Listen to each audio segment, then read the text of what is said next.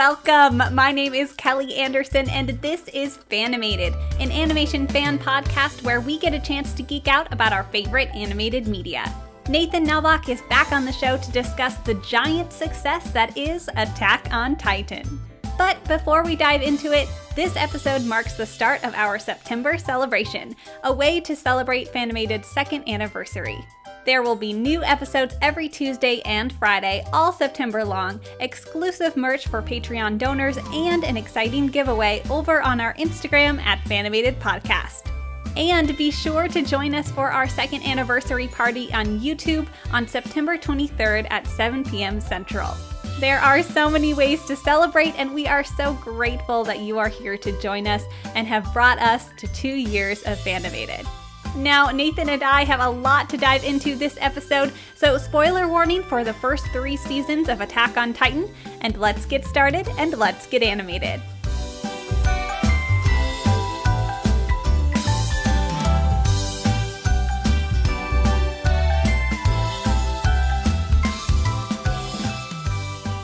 Nathan, thanks so much for joining me. How are you? I'm doing great, Kelly. Thanks for having me back on. I'm so glad that we can continue to talk about some amazing anime. Yes, well, thank you so much for being willing to talk about quite possibly the best anime ever. Is that fair to say? You're gonna call it the best? Let's call it a monumental show in the history of anime.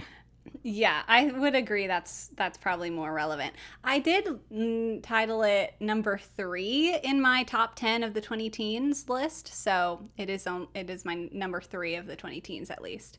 Yes, it was super monumental, and especially in 2013 when it came out, just like there was so much hype. There was so much hype for it, and it still has hype, and it still has a fan base. But man, when it came out, it was insane, and no one could stop talking about it. And I think it really helped a lot of streaming services in the West gain popularity, because it's one of those shows that honestly, I talk to people who never watch anime, and they like this show. So it's got some major appeal. Wow, okay. I wasn't as into anime when this was coming out, 2013. I would have just been starting college, I guess. And we were really just watching Netflix in our dorm rooms. So when did you get involved into watching Attack on Titan and, jumping on board? Yeah, well, I was just starting to get into anime around 2012, 2013. So I was aware of its existence because, like I said, it was basically like a never-ending, like, screaming fandom about Attack on Titan. So any internet anime community was just screaming its praises. But I couldn't get past the first episode for a really long time. I definitely was having a little bit of a hard time getting through the gore, which I should mention right now. This episode is gory. There's a lot of violence, scary thematic things going on, and so that's what we're talking about today. So warning on that. Yes, Attack on Titan is definitely not a kids show. It deals with some very heavy topics involving death and violence and war. But it spins this amazing narrative around some really great characters and really heart-wrenching at times. And so it may be a little bit of the mass appeal around it is that it's very unique and it's very raw, but it's also something that you kind of need to be a little strong-stomached about at some points. Mm-hmm. Yes, absolutely. I would agree. And there are definitely anime that are worse, but there are a lot of scenes won't show the actual specific moment where like someone gets eaten, but it'll be implied. Yes, there's some implied violence or implied death, because it's hard to just see another human getting eaten by a giant titan. Yes, it is. And so because it took me like 4 or 5 years to get past the first episode. So no judgment if this isn't your cup of tea. And it's a lot. It's a lot, but it's good and it's worth it in my opinion. And hey, if you want to listen along through this podcast and hear us talk about this amazing story without having to go in and actually view it for yourself, it may be a lot more manageable and you might find a lot of enjoyment. We are going to be talking a lot about the plot because of how intricate and intriguing it is. So heavy spoiler warning to everyone. But hopefully we can take you on a bit of the journey that this show has brought and taken both of us on. Yes, that is the goal here. And if you've watched the show, need a little refresher, we're gonna try our best to get through all the major plot points and the crazy shenanigans that happen in this show.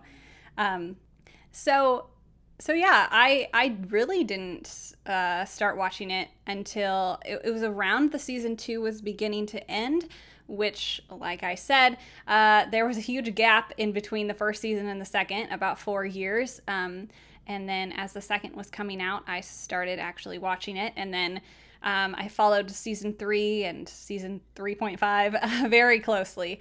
And that all ended last year, 2019. And so here we are, coming in on season 4, the final season. As of right now, it is delayed, I believe, or has yet to be announced, but will likely be delayed until next year, 2021, because of current circumstances, as is a lot of anime right now. But we shall see. We shall see indeed. So when did you first watch the show, Nathan? I was not into it in 2013. I believe you asked me to watch this show to be on this podcast when we recorded the My Hero Academia podcast. So maybe 6 months ago.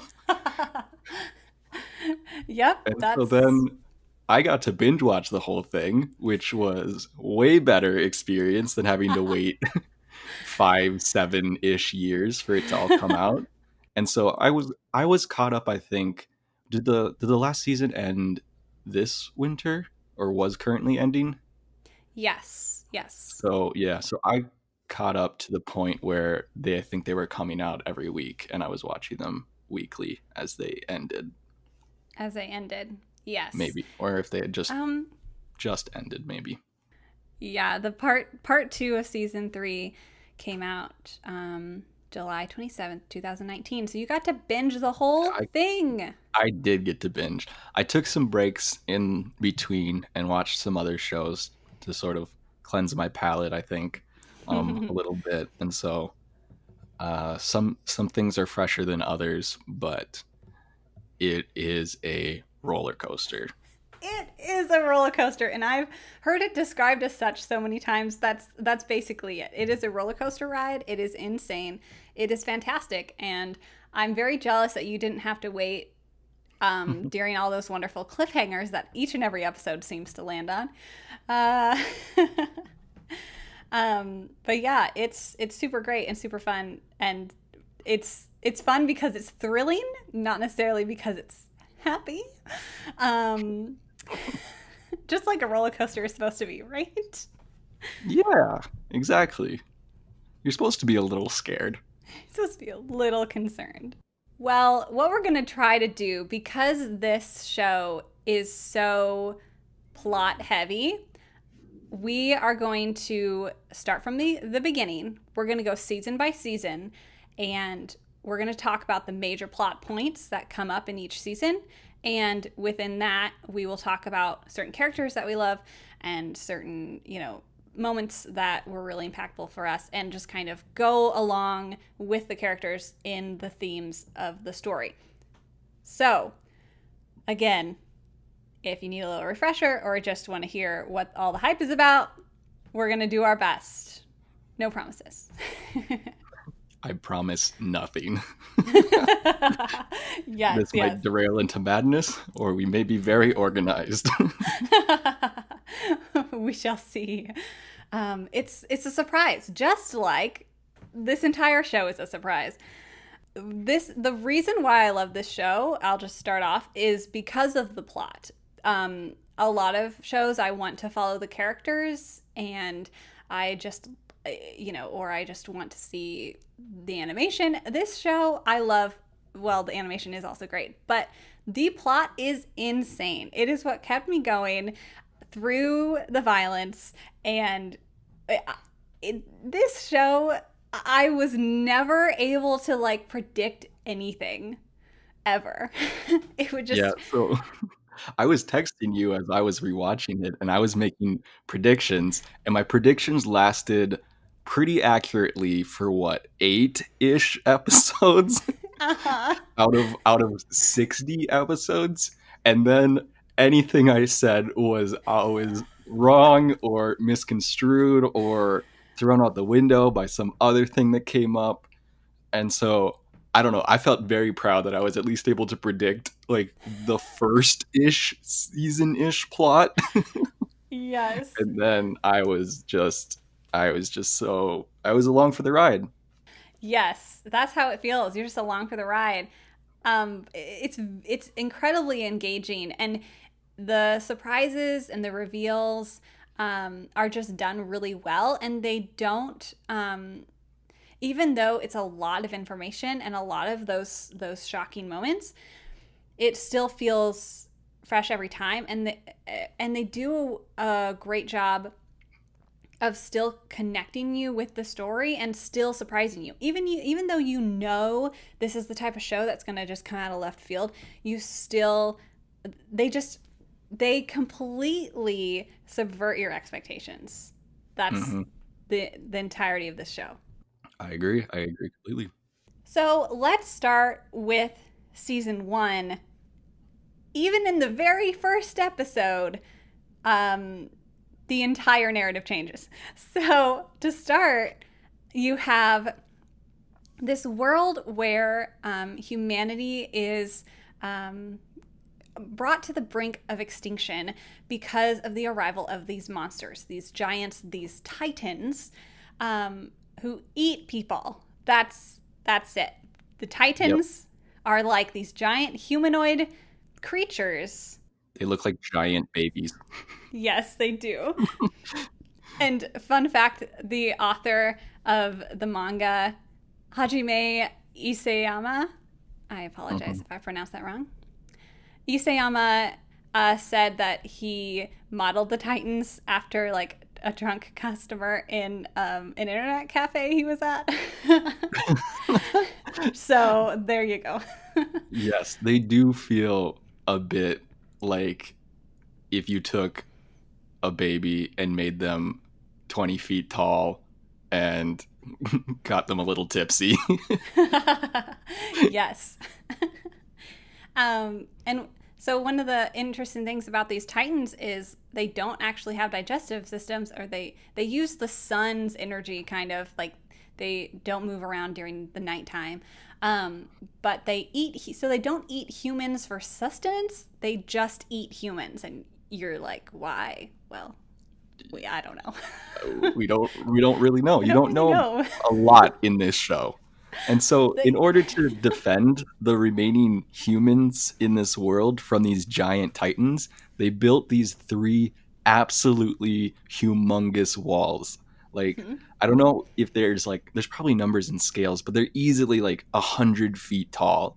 Like Yeah. just unbelievable huge structures that no one really knows how they were built at this point, Hmm.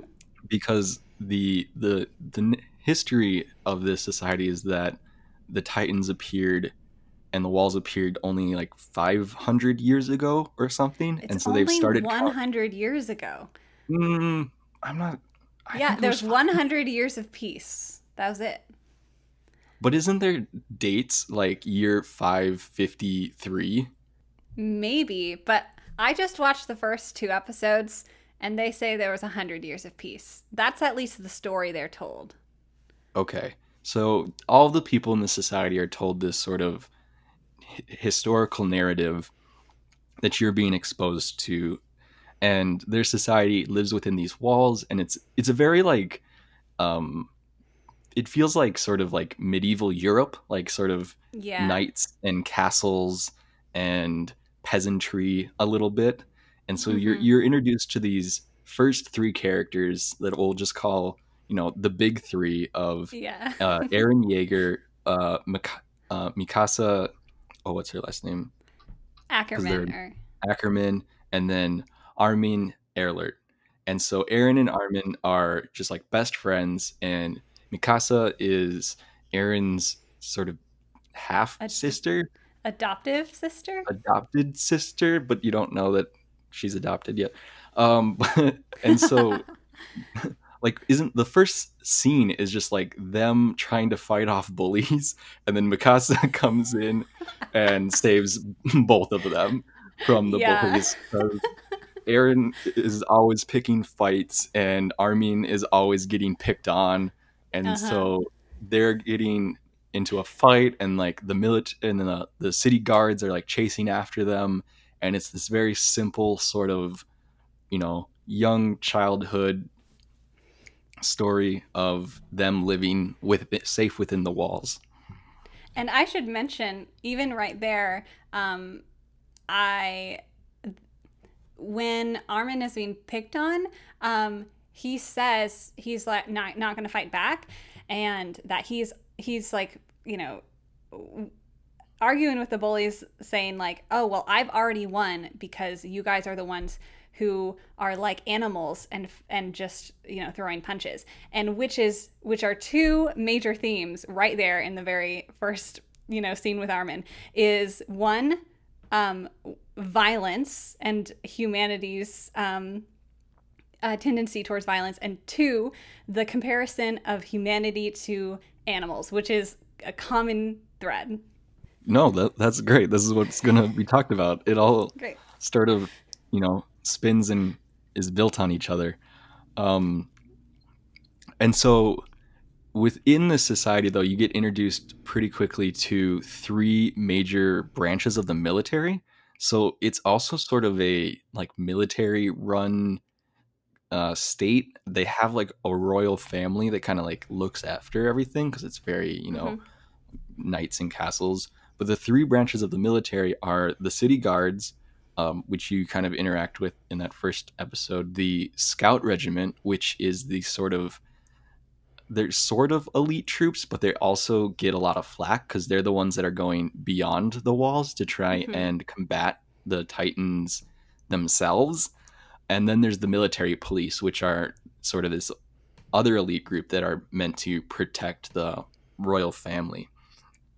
And they all come into different plays as the story progresses. Mm-hmm. But Kelly, do you want to talk about why the scouts are so cool and why you love them so much?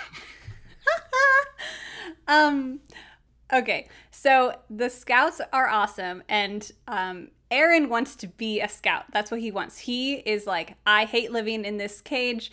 I want to go explore. I want to be a part of the scout regiment. The scouts get, like you said, get a ton of flack because they often go on these expeditions outside the walls and die because Titans. And Yep. they use the best, like, okay, we said this was like medieval ish, right? Well, they do have a few technological advances. They have cannons, they have guns, and Mhm. they have ODM gear, which is omnidirectional mobility gear, which are the coolest pieces of equipment in anything ever. It's so awesome. So basically, I kind of compare it to like Spider-Man Yep. because they've got these big things on their waists, and basically it's like different wires shoot out and will attach to things like buildings or trees, and then they pull the person towards that location, like little grappling hooks. Picture it Yep. like that. But they move in a way that feels very Spider-Man-esque. And is one of the other huge reasons why I love the show so much is because the animation in those scenes is absolutely bonkers amazing. It's so cool. So, to attack the Titans, they can't use guns or anything because the Titans will like heal themselves. But in order to kill a Titan, you have to they use these giant swords and they have to slash the necks of the Titans behind the head, behind the neck. Yep. The Titans have one weak point, which is the nape of their neck, and if they can cut that bit out of the Titans, then the Titans will like disintegrate, like they'll turn to ash very quickly and sort of dissipate. And it's very strange, but that's how you're introduced to it. Exactly. So they've got these swords and they're flying around, and so there's some basic rules about that, which this show follows its rules very well. Number one, the swords will dull, and they have to reload swords. Number two, their ODM gear is propelled by gas. If you run out of gas, you cannot move. Basically, there are lots of ways that you could be really screwed on the battlefield. Yes, it's an inevitable fight. It's a hopeless battle. Like there's no way that humans will ever be able to overcome these giant 20 to 30 foot monsters. Like that's sort of how it's set up, and so then they built the walls to protect them, and so far the walls have been protecting them so far. So this first episode, you're introduced to this post-apocalyptic world. You have your young protagonists. Eren wants to be a scout, and you're like, okay, I see where this is going. He's going to be a scout, and he's going to go off on adventures outside of the walls and stuff. And then you're like, nope, just kidding, because a giant Titan, taller than the walls, appears out of nowhere, kicks down the gate, and Eren and Mikasa's and Armin's hometown, Shiganshina, is overrun with Titans. And then to make matters even worse, the armored Titan penetrates the gate of Wall Maria, and that whole section is overrun by Titans too. Surprise! Yeah, so usually when we were talking about Titans, they're these sort of bumbling 20-foot tall baby-like amalgamations of humans, and now suddenly you have these two very abnormal, almost intelligent Titans attack the city and essentially destroy it before anyone can even like rally a defense or even put up a fight, really. Exactly. And because it's been 100 years of peace, like these soldiers haven't really had to do anything, so it doesn't go well. And one of the ways it doesn't go well is that Eren's mother is eaten by a Titan right in front of them, which is the inciting incident for Eren and his continued hatred of the Titans. Which I should also say, dang it, another dead anime mom. She didn't even last a second episode. She didn't make it through the first episode. Yes. So I completely understand, Kelly, thinking back on this of why, maybe you just want to hang it up right there. Like, it's very devastating to watch this sort of joy and childlike wonder of the world just instantly demolished by these monsters. And I kind of want to point out some big themes that we start this show on, and some very straightforwards of you have this human population versus these invading monsters, and it's very cut and dry, and you know who the bad guys are the Titans, you know who the good guys are the humans. And they have this sense of community focused as well, of it's all of us inside these walls that are being protected from our enemy, from the other on the outside. So you have these two themes that will sort of evolve and change as we move through this story. Absolutely. And It's easy. It's an easy idea to get behind. Like, yes, humanity is gonna attack the Titans, and they're going to defeat the monsters. And as a viewer, it's very invigorating. It's like, yes, we're gonna watch them totally take them down and regain, the walls and all of that. And so clearly, it's clear why there's so much hype, because it's a fun premise. Yep. Aaron, of course, is even more bent on becoming part of the Scout Regiment, and he joins the cadets and wants to get revenge for his mom. He's basically like, at the end of the first episode, I will kill all the Titans. That's, he gets his Batman voice on, and that's how that goes. Yeah. This show, I've never watched a show that took itself more seriously than this show. It has huge monologues. It has dramatic looks. Like, essentially the next episode is 5 years later, and the big three have like joined the army and are in boot camp, and like Aaron is like already like picking fights with other cadets and is like trying like to just like work so hard to like overcome absolutely everything so that he can kill every Titan and like avenge his mother. And he is so like narrow focused to a point where he's unbearable to everyone around him. And to me. Yes, and to the viewer.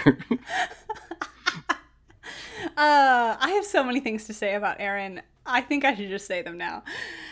Aaron is so bent on killing all the Titans, all of them. And he's just like, that's all he talks about. That's all he does. That's all he thinks about. That's all he does is just think about killing Titans.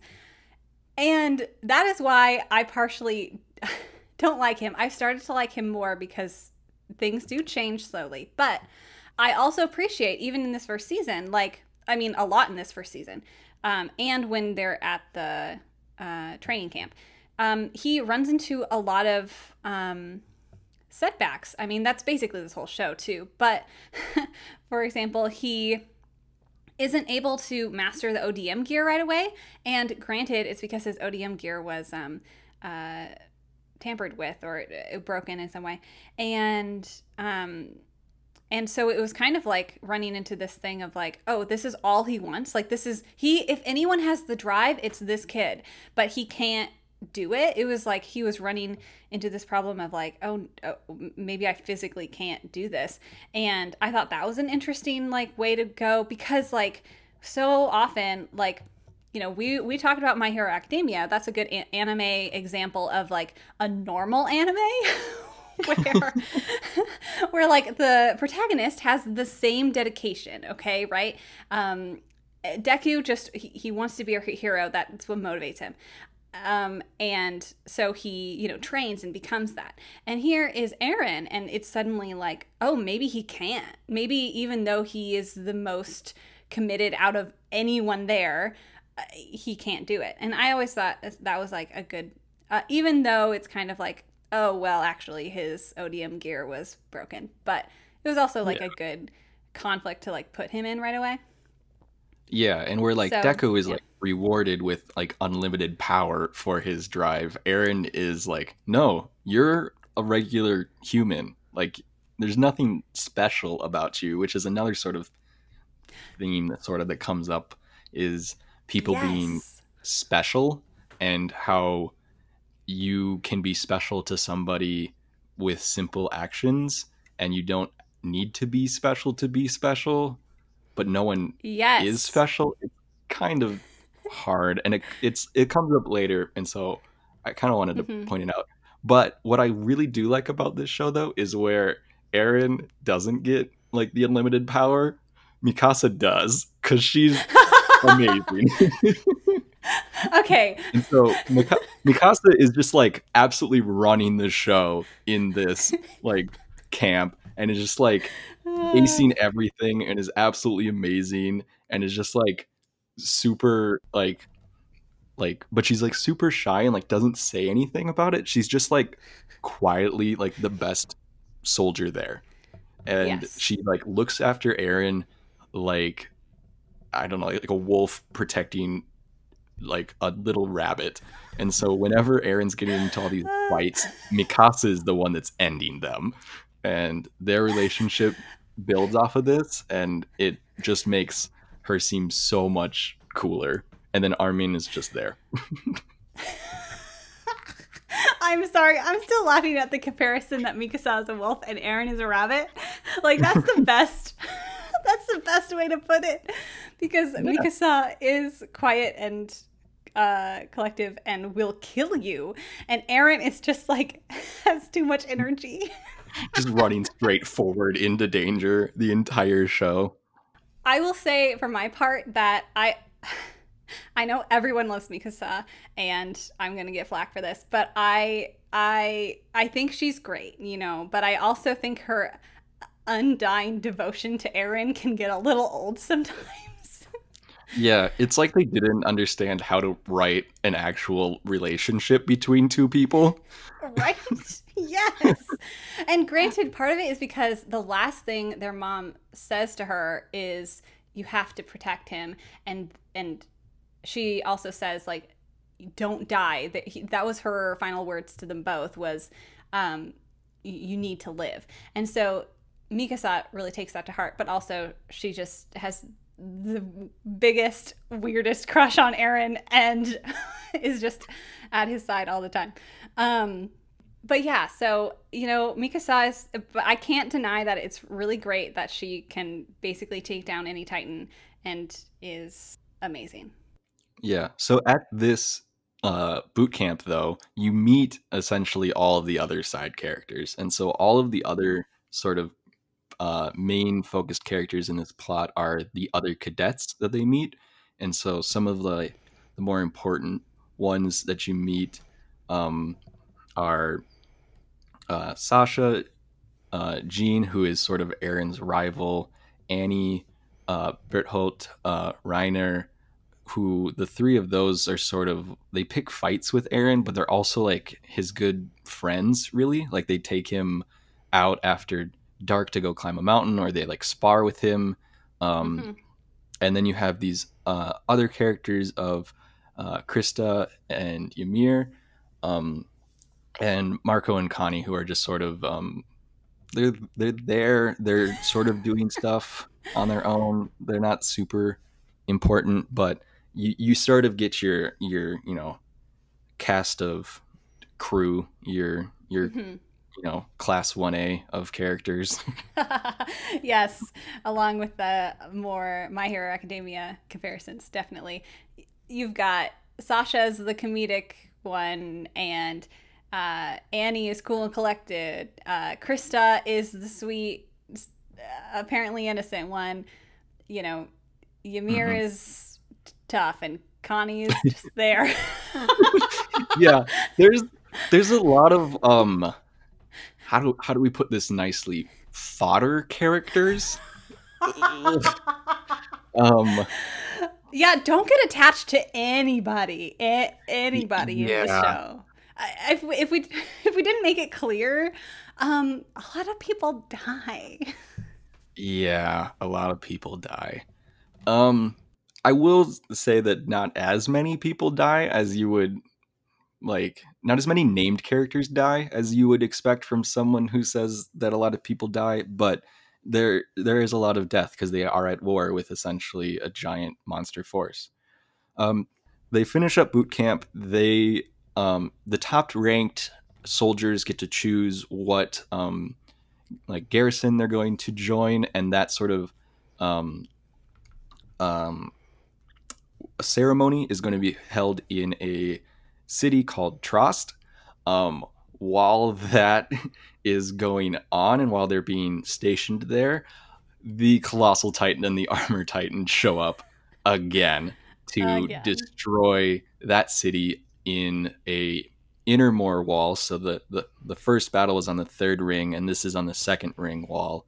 Um, and so a huge battle ensues, and these cadets are sort of thrown to the wind of, oh crap, this is what we signed up for and have been training for, but a lot of these people have actually like never seen a Titan before, because there are things that live outside the walls. And so there's lots of panic, and there's lots of sort of, destruction and absolute chaos going on.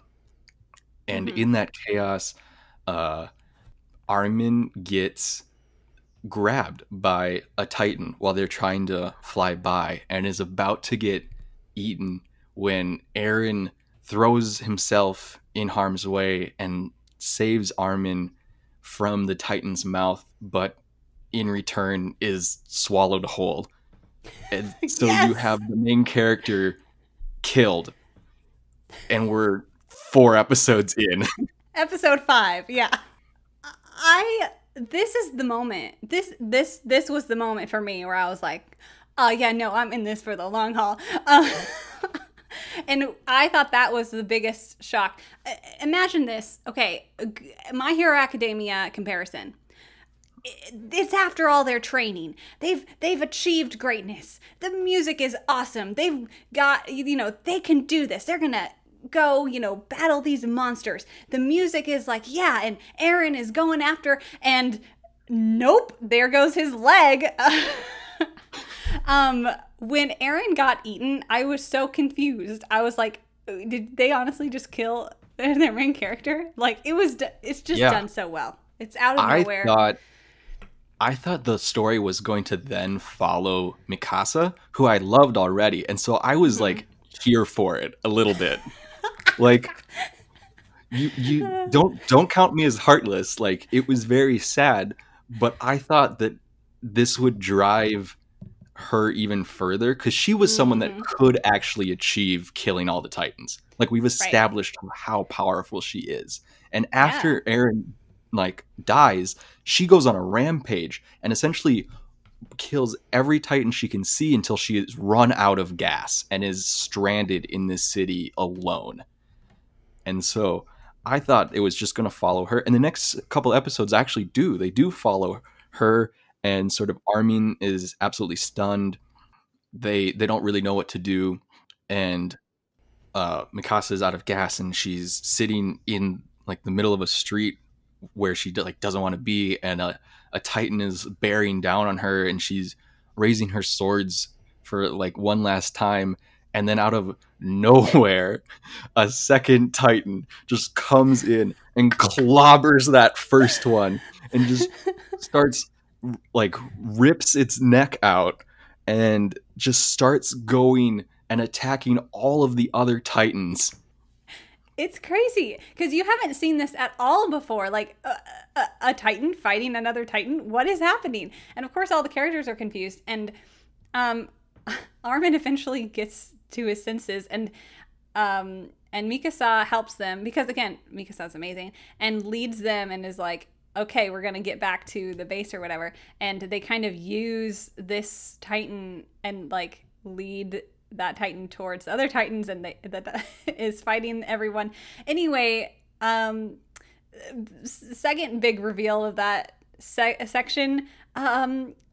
Guess who the Titan is?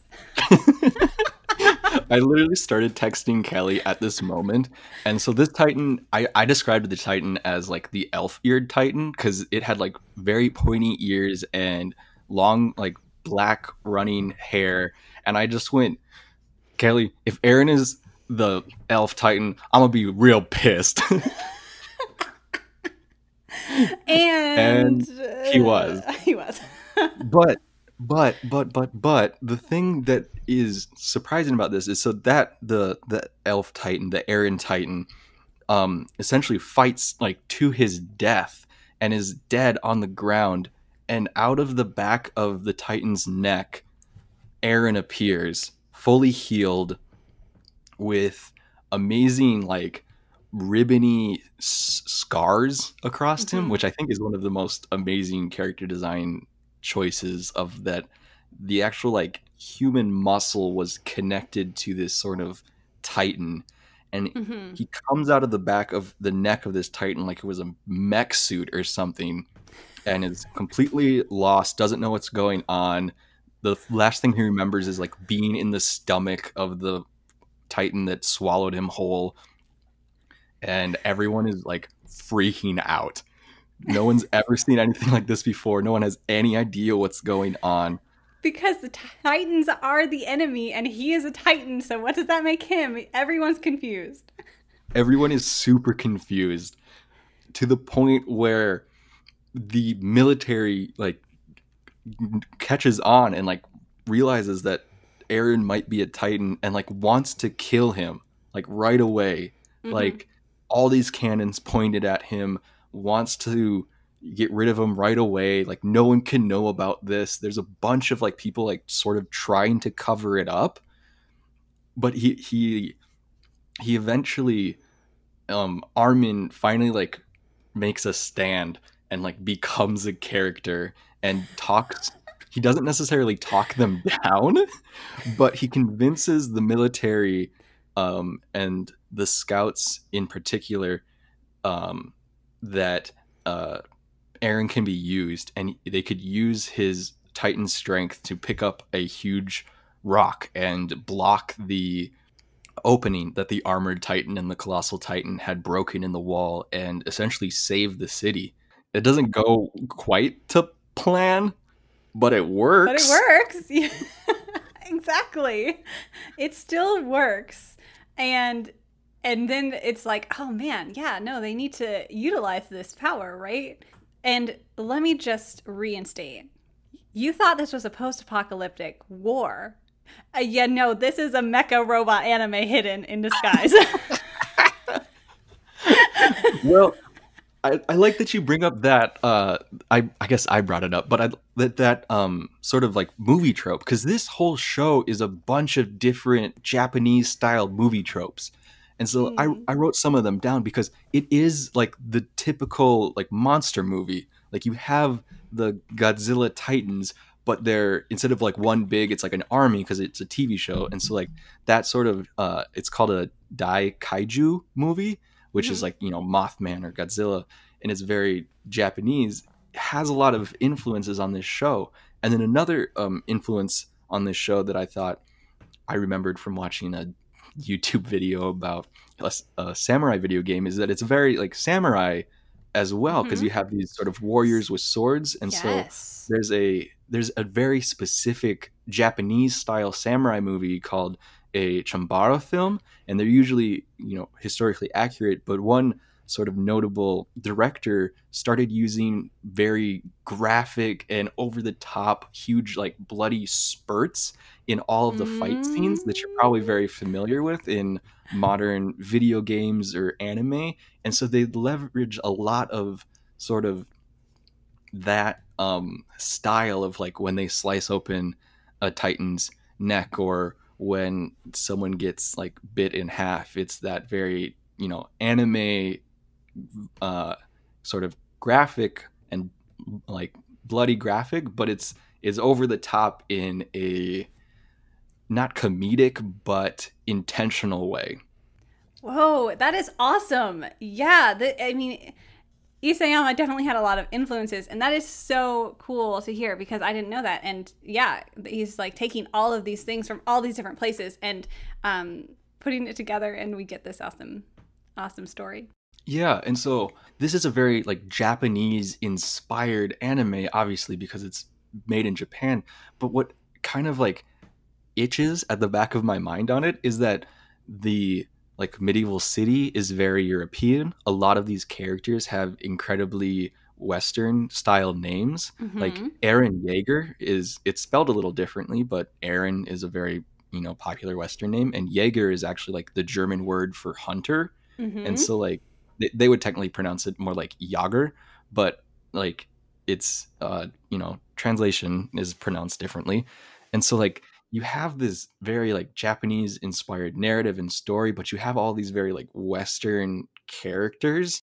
Like viewing race in anime is very strange because it's still an anime and it's got the anime style, but these characters are like clearly like European, or where a lot of the times you kind of assume, oh, they're Asian because they're in the anime style. And so it feels a little bit weird, but then it also allows for some characters to really stand out. Like Mikasa isn't a Western name, and is like been is treated a little bit differently because she is technically considered Asian and is a minority in this society. Yes. Um, and so she's held a little bit like different because of her race, which I think, not to get too far ahead of us, kind of comes up a little bit more in the future. Okay, so after the Battle of Tross, which they win, they put Eren on trial to decide whether they're gonna actually kill him or not for being a Titan. Mhm. And this is one of my favorite scenes. Is essentially a one of the like leading commander. What's his actual title? Captain, I think. What's Levi, Levi's? yes. They call him Captain Captain Levi. Levi. Yes, so one of like the most prestigious scouts to ever exist, Captain Levi, um, kind of argues and beats Eren to a pulp in the middle of this um, like court session to show that he can control Eren, and if worst comes to worst, only he could kill Eren, and that's what they end up like going with and allowing Captain Levi to sort of mentor slash guard keep Eren, and to use him and the scouts to retake the first city, the Big Three's original city that was attacked 5 years ago. That's the plan that the scout commander, Commander Erwin, uh, brings up and lays out, and that's what they're going to do. They're going to use Eren's Titan abilities to close the hole in their city the same way he closed the hole in Trost. Exactly. So now would be a good time to just, I mean, there are lots of characters, again, lots of fodder characters, but I think the main three in the Scout Regiment that we should mention, two of which you already have, is Captain Levi, Commander Erwin, and Hanji. Hanji is a Titan scientist. She is absolutely obsessed about studying the Titans to an unhealthy amount. Everyone is very extreme in this show. Absolutely everyone. And so Hanji will put herself in extreme danger in order to study and learn about the Titans because they know so little about them. And she's the one that like starts to talk to Eren about like what they know about Titans, and it's very little. It's like they run on sunlight, they don't have digestive systems, and they want to swallow everybody. Like that's it. Like that's all they know. And Commander Erwin is definitely super capable, and you learn more and more about him as time goes on, and is one of my favorite characters. But Captain Levi definitely sits, for me at least, at the top of the list of best characters in this show. He is amazing. He is like, Mikasa is great and can totally kick butt, but Captain Levi is like 10 times that. And Really? I think they're very similar. I treat them very similar. The only difference I really see between them, and I think that you'll kind of see how they're more similar in future seasons, is that where Mikasa is obsessed with Eren and has this driving force behind her, Levi is very like lone wolf and mhm. depressed and doesn't really actually believe in anything other than his commander. And Mm. so Levi is like I don't know, I think they even call him like the mad dog of the scouts. Like he has lived through so many of their scouting missions and he's lost so many of his teammates. He's just like an empty shell, and it is incredibly sad to watch, but also incredibly fascinating to see what he actually like cares about and what he actually interacts with. Absolutely. I just think he there is more to him than Mikasa. Like Mikasa is very like one note, and I feel like Levi, his whole arc is a little more interesting for me. Yes, I agree with that. So, to finish up season one really quick, like, actually, that was only half of season one, and there's a whole other arc in season one. But, like, to basically sum it up, they go on a journey through the Wall Maria territory, and get attacked by the female Titan, which they kind of start to realize is using actual cognitive thought, and you start to think, maybe there are other people like Eren who can turn into Titans, maybe. I don't know. Yeah, well, you already have seen the Armored and the Colossal Titan as well, so now you just have another female, you have the female Titan, and she attacks the giant, like, scouting platoon, I guess, of these like horses that they're riding out through the wilderness. I love the horses, by the way. They do have great horses, and so they end up fighting her in this great, like, huge forest, and they, like, capture her, but then she, like, calls all the Titans to her, sort of, by, like, screaming, and they, like, start eating her, but then she escapes because you know that she's really like a human like Eren, but then she turns back into a Titan and is trying to capture Eren, and does capture Eren, and then For the first time that Eren is captured, by the way. the first time that Eren is captured. But I want to like bring up this and explain all of this because you had asked us to mention worst deaths, and my worst death is in this fight where the female Titan is chasing down Levi's crew with Eren, and Eren is having this huge debate of, oh, should I turn into a Titan or not and fight her, or should I let my crew do their job and protect me? Yeah, should I trust in my comrades, which is a big thing.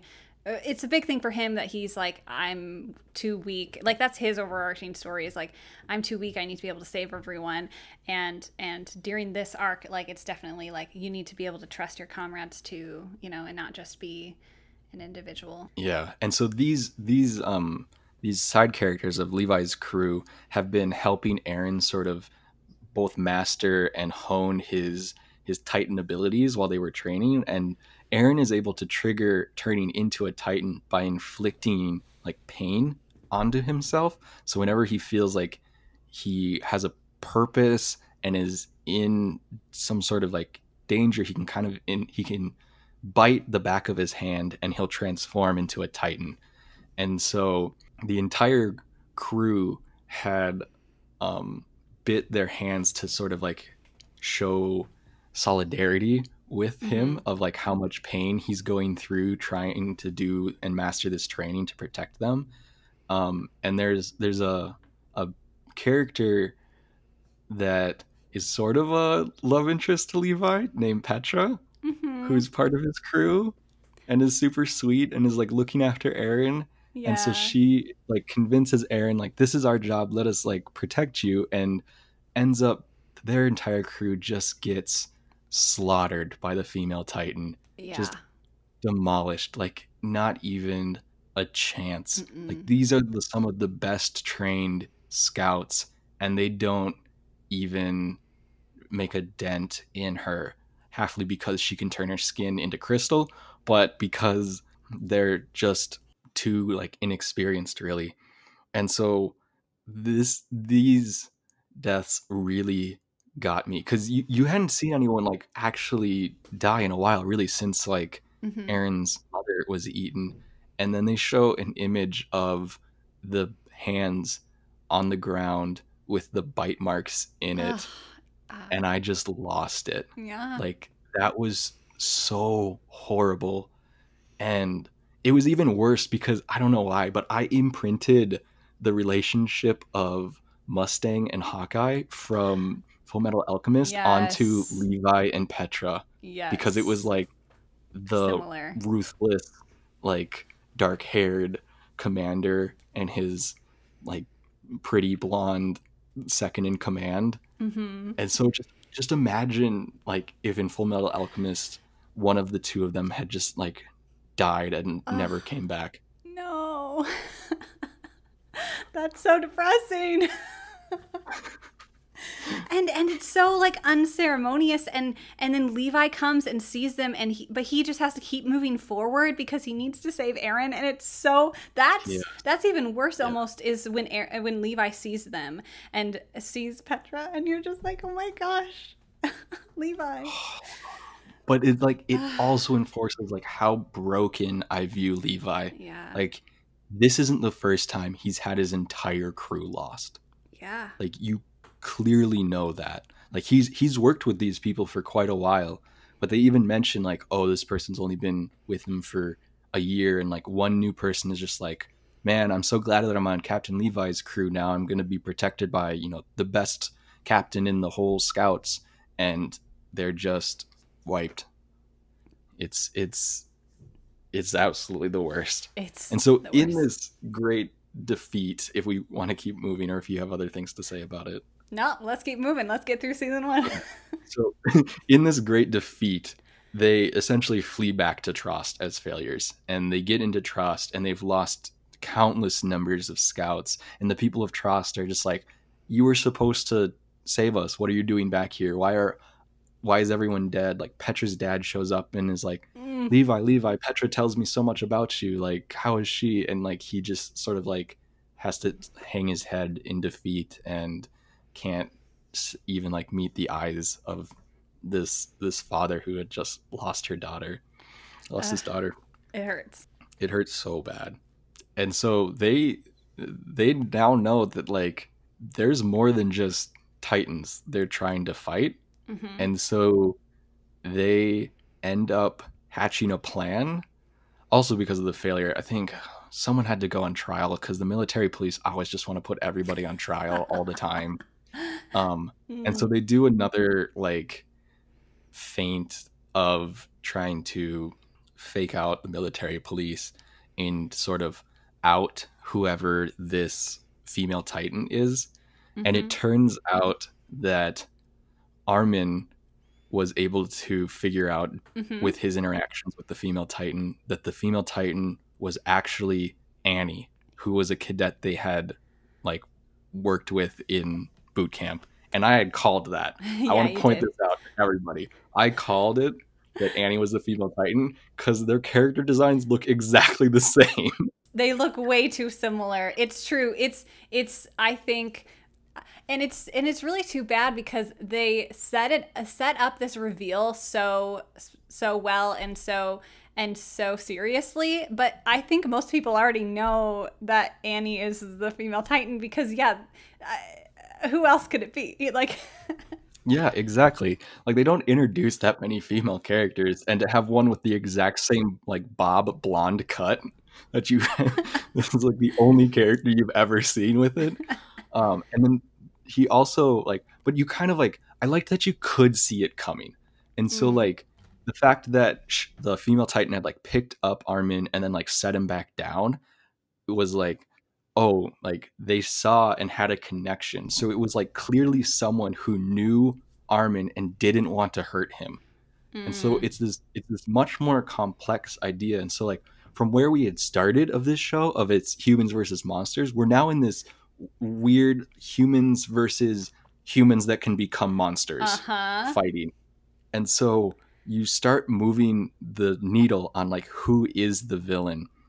And I think that's very interesting. And so they eventually lure Annie and try and capture her, but she, you know, fights back and turns into the giant crystal fighting, and Aaron has to turn into his giant Titan, and they brawl it out in this city and essentially destroy absolutely everything. It's great. And it's great, but also like they barreled over a church and there's like lots of people like injured, and they like destroyed like a quarter of this city. It's bad. And at the very end, they don't even get to capture Annie. She turns into like this crystal shard to protect herself around her human form and sort of locks herself in so they can't question her or get any more answers or solve any mysteries. Nope. They're stuck again. And then the final reveal of the first season is some of the stones break away from the wall and reveal a titan inside of the wall. The wall is made of titans. What, Kelly? At this point, I thought, oh, I know what's going on. I can predict what's going on. That Annie reveal totally saw it coming. Titans in the walls. The walls are made around by, included by titans. I was so scared. All of the walls would just crumble and there'd be just endless titans and they'd all die. Like, why would you need a season 2? It was absolutely the most terrifying thing to end a season on. Yeah, that about sums it up. I mean, for me, I was already past the point of like pretending to like predict anything. So I was just like, great, you know what? Of course, the Titans would be inside the walls. Titans are probably in the ground, and Titans are probably, I don't know. You see those clouds? Cloud Titans. No, there's none of this. Oh, man. And so, for those poor people who originally watched it back in 2013, they had to wait 4 years for season 2. On that note. That would have been just horrendous. That's Imagine all the theories people came up with, though. Oh my gosh. So, no, what happened is everyone went and read the manga. Yes, technically the manga is ahead. And is the manga finished now? I want to say yes, or it's nearing the end. I feel like the final volume might have been, like everything, postponed. Oh, it's still running. But I'm pretty sure like it's literally might be on its last bit. Yeah. And so like any anime that we talk about on this show, neither of us have read the manga. Yeah, we should be clear. I know a few spoilers because the internet and the manga does exist. So some people are out there and know the endings of things, but I'm doing my best not to talk about those little snippets. Okay. So, going on to season 2. Everyone is suspicious about who might be a Titan and who might not be. And there are Titans that come in Wall Rose, and so they're like, oh gosh, and they're going out and like, you know, warning everybody. But then they find, and this was like really creepy to me, is like there are 2 like groups that like ride along the wall to see where the breach is. But then it's like in the middle of the night and they've got their, you know, torches out, and then they meet each other and they're like, well, did you find the breach? No. Did you? We assume you did. And they're both just like, what? Because there was no breach. And so then you're like, how the crap did Titans get in when there was no breach in the wall? And when Connie goes to his hometown, he finds there's like no bodies, but there's like a giant Titan that looks like his mom. So then your mind is really turning. Yeah, and maybe it's the giant hairy talking Titan that they introduced in the first episode. Ooh, yes. No Titan has ever talked before the Beast Titan, and then he talks and you're like, what? He's creepy. Yep.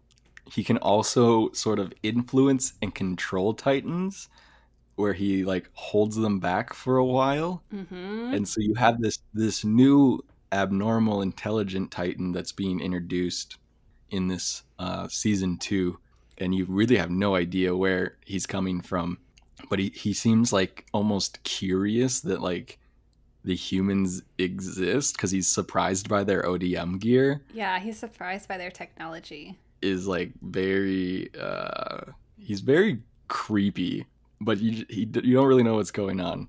And so like eventually the scouting parties are finding these new Titans within the walls, but no breach, and they hold up in a castle near the edge of a wall, and a big fight ensues, and all of the sort of cadets that we had met that had survived the first battle are in their party there, and are under siege. And at the very last second, when they're about to get like overthrown, Ymir and like Krista have like a super intense monologue about being free and living their lives.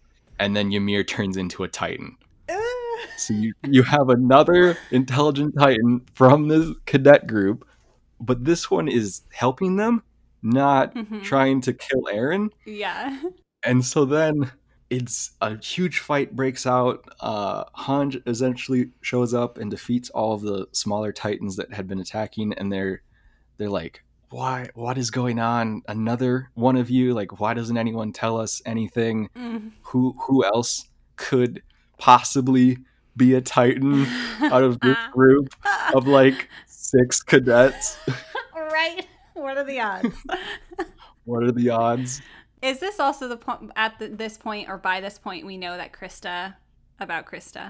Yeah, Krista reveals after Ymir wins the battle that Krista's real name is Historia Reese, and Reese is this royal family, so she's a secret princess. Yay. Not only do we have secret Titans in this small cadet group, we also have a secret princess. Right. But this is also sort of like the first point where like the royal family sort of comes into play, and how they've been sort of like ruling, but like quietly ruling over everybody, because you don't really get that much influence about it from Eren's like first city, because he's like sort of so far away in like the third ring. But it becomes more and more prevalent as more and more refugees have to get pushed further into their walls as the Titans sort of reach these different barriers.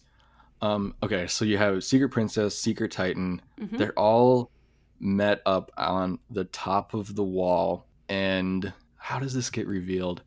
Armin sort of realizes that the female Titan, Annie, had to have had help in order to know where the scouts were going and how to ambush them, and determines that 2 of the other cadets, Reiner and Bertholdt, are in alliance with Annie. Because when he was interacting with her, she seemed lost, but then when they met and she left them alive, she knew exactly where to go find Eren. Exactly. And all of that happened in season 1. But it was so chaotic because a Titan was attacking them that no one realized it. Again, you could go back and rewatch this show so many times and pick up on all these little things. Like, even the tower, I really love this moment. Like, when the tower is falling and Ymir turns into a Titan, right before that, there's like a frame where you can see Bertholdt is about to bite into his hand. Oh my god. So okay. He was about to turn Titan. Anyway. Okay, you kind of jumped the gun here. I'm sorry, I'm so excited. Essentially, Armin is like, hey, like, watch out for these 2. I'm pretty sure they're like not like who they say they are, and they're not like working with us. And Eren goes up and like just confronts them like right away because he is dumb. And so he's confronting them about their tragedies, and they're like, well, Eren, we need you, like, come to our side, we'll take you to our home, like, we'll go. And he's like, no, of course not, I'm gonna kill every single Titan. And Reiner is just like, every Titan, and holds up his arm that had been broken and is like already healed and healing back. It's like smoking, like how the Titan's healing smokes, and like everyone just goes, oh no, and they both, Bertholdt and Reiner, both bite into their hands and turn into the armored Titan. Reiner is the armored Titan, and Bertholdt is the colossal Titan, like right in front of them as they're like revealing. It's amazing, and I didn't see it coming. But now, if you look at the character designs, obviously the colossal Titan is like mainly just like skin, and so you can't really tell how he looks, but he's like very tall. Like Bertholdt is like a head taller than everyone else, and Reiner has this like very military crew cut, and the armored Titan has the same crew cut, and you don't realize it until they're already turned. And so a huge fight ensues, and like Berthold is the colossal titan, and he's like sort of like merged into the wall and is like cracking it because he's like so big because they transformed on top of the wall, and Eren and Reiner are fighting below the wall, and like Mikasa is trying to save Eren, but he can't because there's just two giant titans fighting each other. And this is my favorite. I think this is my favorite fight because it's just Eren versus Reiner, and he's like cracking his like bone armor, and it's like very how do I say, it's satisfying. It like is. Eren is winning. It's like you finally get this, like these are the people that had caused him so much pain and were like responsible for the death of his mother, and he's just taking it to him, and he's about to get Rip Reiner out of his titan, and the colossal titan tips over the side of the wall and just comes crashing down on both of them and defeats Eren, and they all three of them and Ymir flee together and run away. So Eren gets kidnapped for a second time. Oh man. And I love this reveal too of, Bertolt and Reiner, because like again, they just do everything a little bit differently every time, so it doesn't feel the same. Like this one happens kind of more suddenly and like out of nowhere, and like they just kind of have this like quick little conversation like in the corner, and it's like it's not as big and bombastic as like the Annie reveal, for example. They don't like drum it up, because I don't know why they didn't drum it up. Maybe just because this season's a little bit shorter, but it caught me off guard for sure. And I was kind of mad that they had all these like hints, but you couldn't put all the pieces together, but Armin could. Yeah. And so now the captured Eren and Berthold and Reiner are running away, and I definitely took a long break at this point between watching it, because I was annoyed that I couldn't see it coming. I was annoyed that Eren was captured again. I was pissed that they lost, because they get so few wins in this show. It's like, this show really, kicks them while they're down. It's like they might be so close to something good. One step forward, two steps back. Honestly, that's this entire show. It feels like, it's just bad things are always happening. Their luck is terrible, and it's amazing that any of them are alive.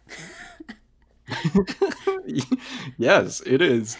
And so how this season ends though is Erwin has to recover Eren. He's their only hope of ever like having a chance against the Titans, and he leads a reckless charge against Reiner, who's essentially picking up Titans and throwing them at this charging group of scouts, and Erwin loses an arm and is ready to sacrifice everything. This is one of the first moments where I was like, yeah, Commander Erwin is one of my favorites, because he is leading this charge. He out of nowhere gets like snapped by a Titan, which bites his arm off. He's dangling there, and he is continuous. He's still just saying charge, like he is the embodiment of willing to sacrifice everything for the cause, like for the greater good.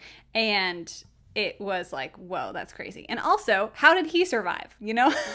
Again, what is happening? But yes, that was really a great moment.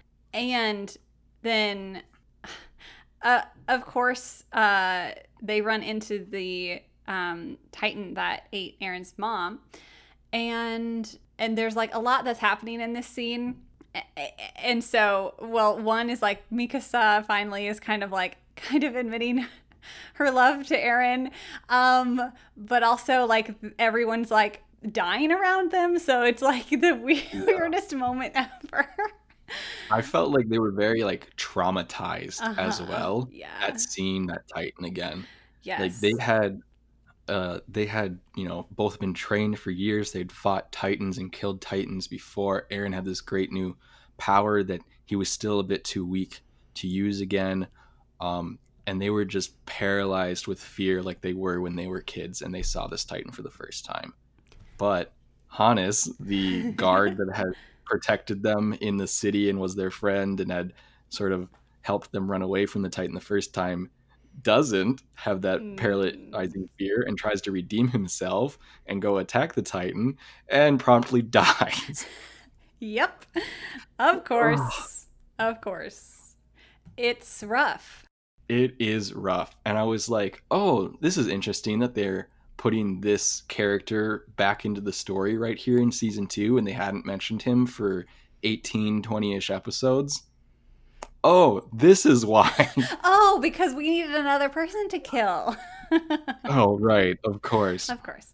Oh, man. But in his death, it re-triggers that they're in a huge, dire situation, and Eren ends up like punching the smiling Titan, and when he makes contact with the Titan, like something snaps and everything resonates, and he ends up commanding all of the Titans in the area to attack the smiling Titan and kill it without going into... Does he transform? I don't remember. He doesn't. If he transforms. I don't think he transforms at all. I don't think he transforms. It was one of those moments where he's like biting his hand and trying to like... I think, well, maybe. Yeah, and I don't know. He's like biting his hand and he's bleeding and he just can't transform because he still doesn't have like real control over. And so you finally realize that everyone is like, oh my god, like this is so much power. Like if you can control Titans and use the Titans as a weapon, like you'd be unstoppable. Like that's why Reiner and Berthold want him. Like that's why everyone is after Eren, because of this weird Titan controlling power. Yes, that's it. It's the coordinate is what they call it. The yes. Titan power. And I believe so. The other major thing you're learning in this season is, I believe we get Ymir's backstory a bit, if I'm correct. Yeah, but she just like then disappears. Oh yeah. So do we not get her backstory of like, is season 2 where we learn that Titans are humans, or is that later? Because I feel like when you learn about Ymir, that's kind of when. So we could mention that of like Titans are humans, but you know that Titans are humans the second that Eren pops out the back of his Titan. Right. You kind of get that, yeah. And so like I personally was under the impression that all Titans were humans, and the way that they were killing Titans by slicing open the back of their neck was actually killing the human that was inside them. And that was why that they were weak there. Oh, interesting. And so like you have that movement of fighting monsters to fighting people that are monsters, like really quickly.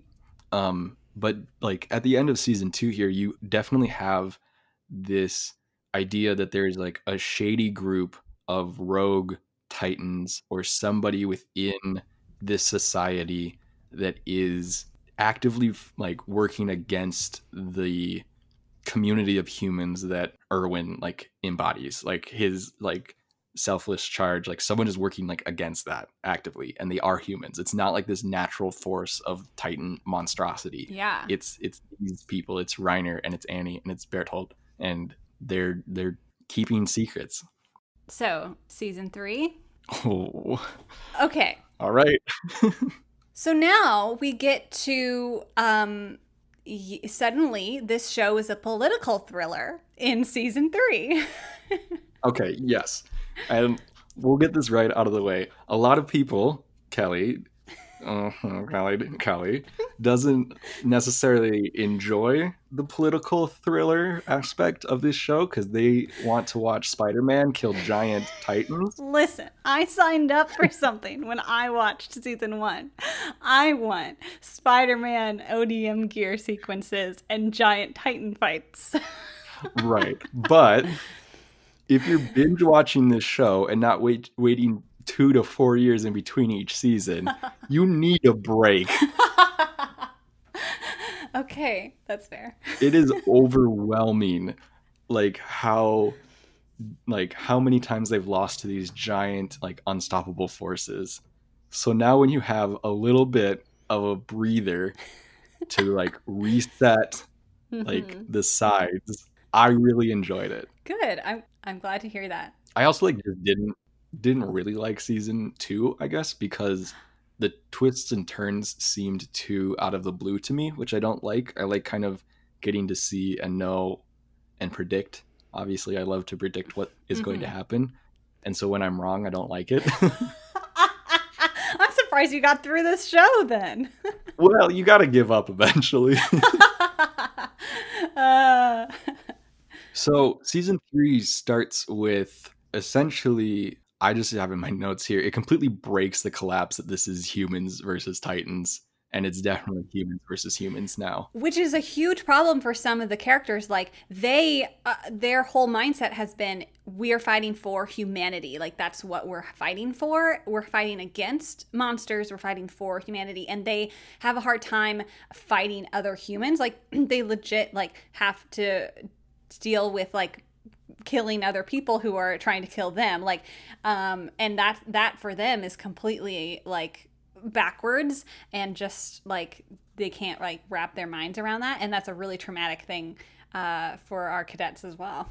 Yes, so it introduces a new character named Kenny the Ripper, and they have specialized ODM gear, which is like nets and shotguns essentially that are not meant for fighting Titans. They are meant for capturing highly trained military personnel.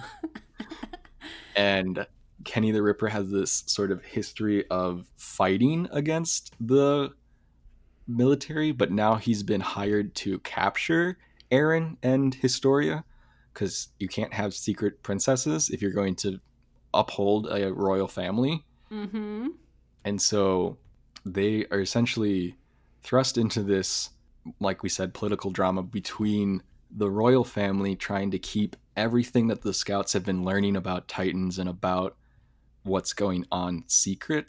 And so someone dies and they frame Erwin, so he's falsely being convicted of murder, and the military police are all being controlled to try and like stop the scouts. And I think it really breaks this idea of this sort of collective struggle where everyone was like working together to like defeat the Titans, and now there's suddenly like this controlling power that's trying to like hinder people and keep everyone in the dark and try and maintain the status quo. Like the scouts are getting too close to the truth, and somehow the truth is going to ruin their civilization as they know it, but we don't know what's going on. Exactly. So the scouts are kind of incognito and fighting to like learn the truth and to, you know, basically their whole goal is to overthrow the government, because the king is a figurehead, and they know, you know, about the Rices or the Reeses, you know, the real royal family, and trying to figure out all of the things that are going on there. Right. So Aaron actually ends up getting captured for a third time. Yay! With Historia by a member of the royal family named Rod Reese. What would he be? He'd be... Rod Reese is like, well, he would be, well... He's like supposed to be like the king's brother or something. Right. So he was the king's brother, like the real king. And then his daughter, Rod's daughter, Historia's half-sister, was the previous founding Titan. Previous ruler. Right. Right. So like, well, okay. We're trying to reveal these things to the listener as we also know them, but Rod Reese reveals that the royal family had been passing down this founding Titan power for generations, and that because of the royal bloodline, the founding Titan power allowed people to manipulate people's memories, and so they were the ones that had removed everyone's memories of like a previous world or like what had actually happened 100/500 years ago. And I didn't believe a word of what he was saying. I was like, this man is absolutely crazy, or he's trying to make a power grab, or he is like manipulating like Historia and Aaron's memories, because Historia and Aaron are getting flashbacks and flashbacks of things in their past. Like Aaron is seeing images of like his father injecting him with a vial, Yes. and Historia is getting flashbacks of like her meeting her half sister on the farm, and like Rod Reese like dismissing her or taking her back. And so Rod Reese eventually convinces, or at least attempts to convince, Historia that she needs to inject herself with this Titan serum, turn into a Titan, and then eat Aaron to reclaim the founding Titan power, because Aaron's dad had stolen it from his family. Yep. Now, which we still don't really know how he did that, but he did that. Grisha, yeah, Grisha, Aaron's dad. Aaron's dad, was the attack titan, which is what Aaron is, and he. It's very chaotic, but in the scouts world, they're like being all like sneaky scouts and like undermining people and like starting a coup, and it's very nice. I like what Levi and Hanja are doing. But it all ends up in this big underground battle in this sort of crystal cathedral in the Reese estate, and Historia eventually refuses Rod Reese's opportunity or offer of becoming a Titan, because she doesn't want to kill Aaron, and she also thinks that the people have like a right to know. And for whatever reason, the founding Titan's power always convinces its bearer to like maintain the status quo, and she doesn't want that, so she refuses. Mm-hmm. Rod Reese like throws a fit and ends up injecting himself with the Titan serum and turning into the most huge mutated magma-esque Titan to ever exist, and the whole thing comes crashing down, and Aaron injects himself with a different Titan vial that allows him to then make like the crystal structures and protect everybody that Annie could do. Yeah. And he saves all of the named characters, I believe. Yes. I just want to point out, I really, really, really love this scene with Rod and Historia and Aaron, because it gives so much to both Aaron and Historia as characters and develops them so much. Here is Historia with this huge choice, right? Like, she wants the approval of her father. She wants, to be worth something. Like, she's been cast aside her whole life. And she, to have this huge power. But then she's like, you know what? No, I don't want to. Just like she's, has this big monologue with Ymir in the last season. She's like, no, I'm going to be free. I'm going to be free from other people's plans for me, And then Aaron, I feel like this is like a huge moment for him too. Like, there are some of these moments, and this is a big one where he is like, he's very downtrodden. It takes a lot for him to like kind of get out of his slump, but it's kind of one of those places where he's like, no, you're not a special snowflake. Like, he kept thinking he's special. He's got this power. No, your father just gave you this power, and you're not special. So get over yourself. He also realized that he had to have eaten his father to obtain that power. Yes.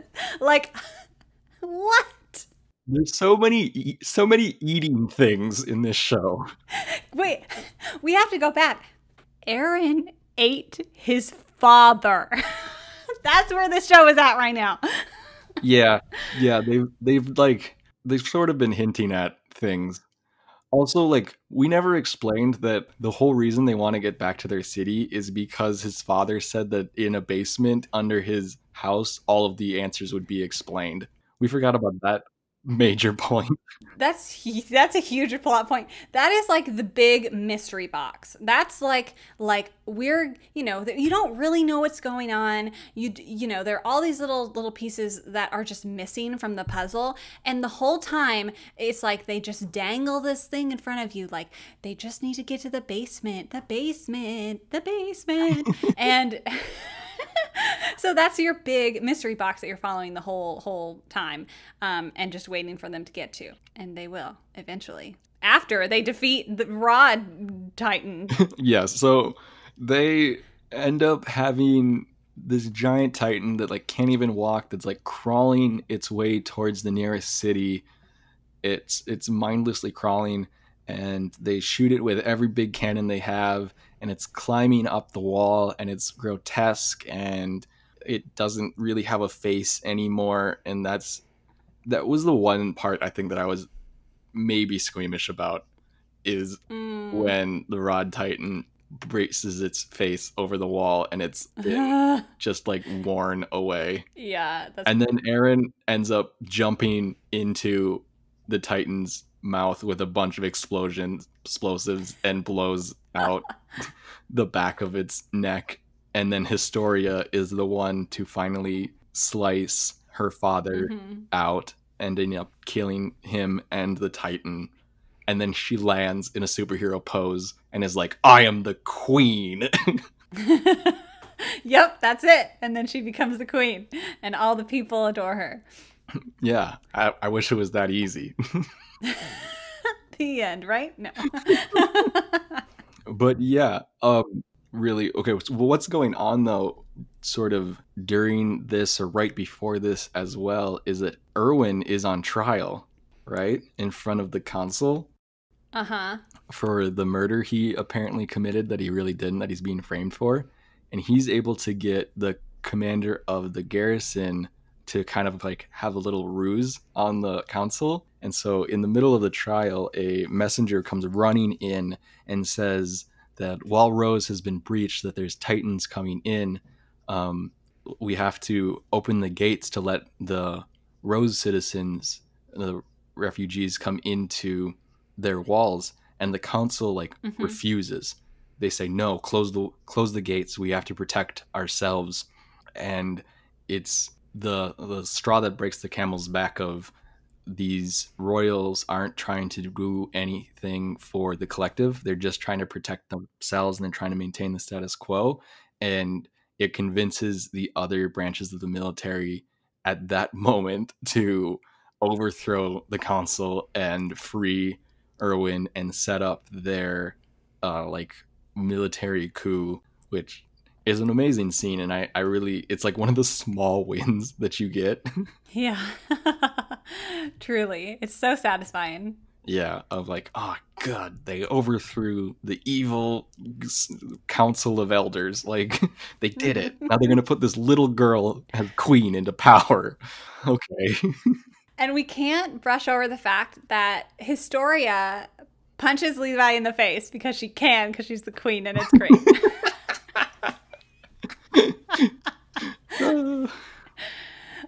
And it's such a funny scene because all the rest of the cadets are like, oh my gosh, you can't do that. Oh my gosh, oh my gosh. It's actually like a really great moment of levity for them. And it's like, oh, that was brilliant. Right. And so another thing that comes out of this final fight is that Levi confronts Kenny, the Ripper, who had been assigned to capture Aaron and Historia, and learns that Kenny was his uncle, and that Kenny's surname is the same as Mikasa's of Ackerman, and that the Ackerman are a like special race of people that are immune to the founding Titans' memory loss power, and so they were hunted down for their strength and their ability to fight the Titans and fight the Titans' control. And so now Levi isn't necessarily a brother sister with Mikasa, but they're like they're like loosely related, like they're cousins or something. Yes. No one really knows. Yeah. But you have this sort of, they're technically like a race of people that are different than the rest of the citizens. And so that's where I think Levi and Mikasa end up being a lot more similar, is when you realize that they're from the same sort of like bloodline, and they have these same sort of powers, and these been persecuted really, maybe Yeah. unknowingly, but still, they fall into this sameness for me. Yeah, I can totally see that. Definitely. So there were these Titan vials, and so Kenny had wanted to like steal the founding Titan power, become a Titan himself, and so he stole one of the vials when he was fleeing the crystal, but he didn't end up injecting himself with it, and so Levi took it from him, and so now Levi has this one special Titan vial that can turn anyone into a Titan. And that is very important because, they're like, oh, well, we can use this basically to turn someone else into another weapon or to save someone. Like, if you use it, then you will become a Titan and be able to heal yourself, basically. Yep. So that is where we leave off on season 3, part 1. And then part 2, we get back to some Titan battle shenanigans. Yeah. This whole part 2 is just one battle, Kelly. One battle. It is my favorite. Okay, we talked about speaking of like favorite fights, like mine is like basically this entire part 2, but mostly I loved the like coming together and finally like bringing a Reiner down, like at least for 5 seconds. Okay, well, you want to explain how we got to that point? Definitely. All right. So, basically they're finally at a place where they can go after the basement, the mystery box, the thing we've all been waiting like 8 years for. Not 8 years, but a long time for. And so they go back to Shiganshina, and they basically get ambushed by Rainer and Bertolt and Zeke and a whole bunch of other Titans that they've got in their midst. And who's Zeke? Oh. It was a little hyper. A little ahead of myself there, but basically the Beast Titan is there with his armada of Titans, and they're blocking the escape route.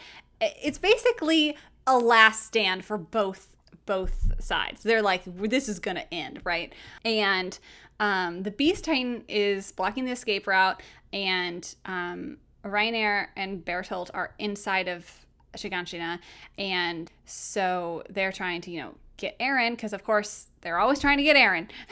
Yeah.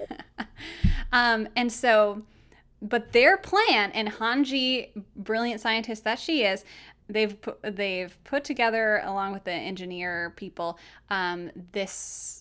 Instead of using swords against the armored Titan, because Reiner's armored Titan, so it's obviously very difficult. You can't just use a sword.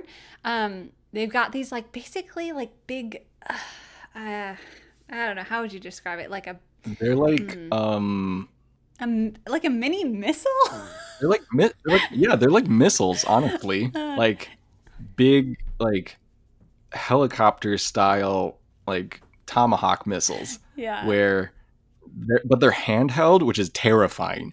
So they can shoot them, like they can shoot their grapple hooks into a Titan, and then when they jump back off of the Titan, they like pull a pin in this torpedo grenade, and it explodes. Like they sort of introduced sort of shotgun type weaponry with Kenny, who had sort of like dueling pistols, and so they're using gunpowder in these sort of missiles, and they call them thunder sticks. It's so great. But it's a way for them to like inflict massive damage onto these abnormal Titans, where simply cutting the nape of their neck isn't going to work. So they have this this plan to finally get Reiner, and it's it's come and go, and it's working sometimes and not working sometimes other times, and then they get to this point where they've really like got him down, and you think he's down for the count.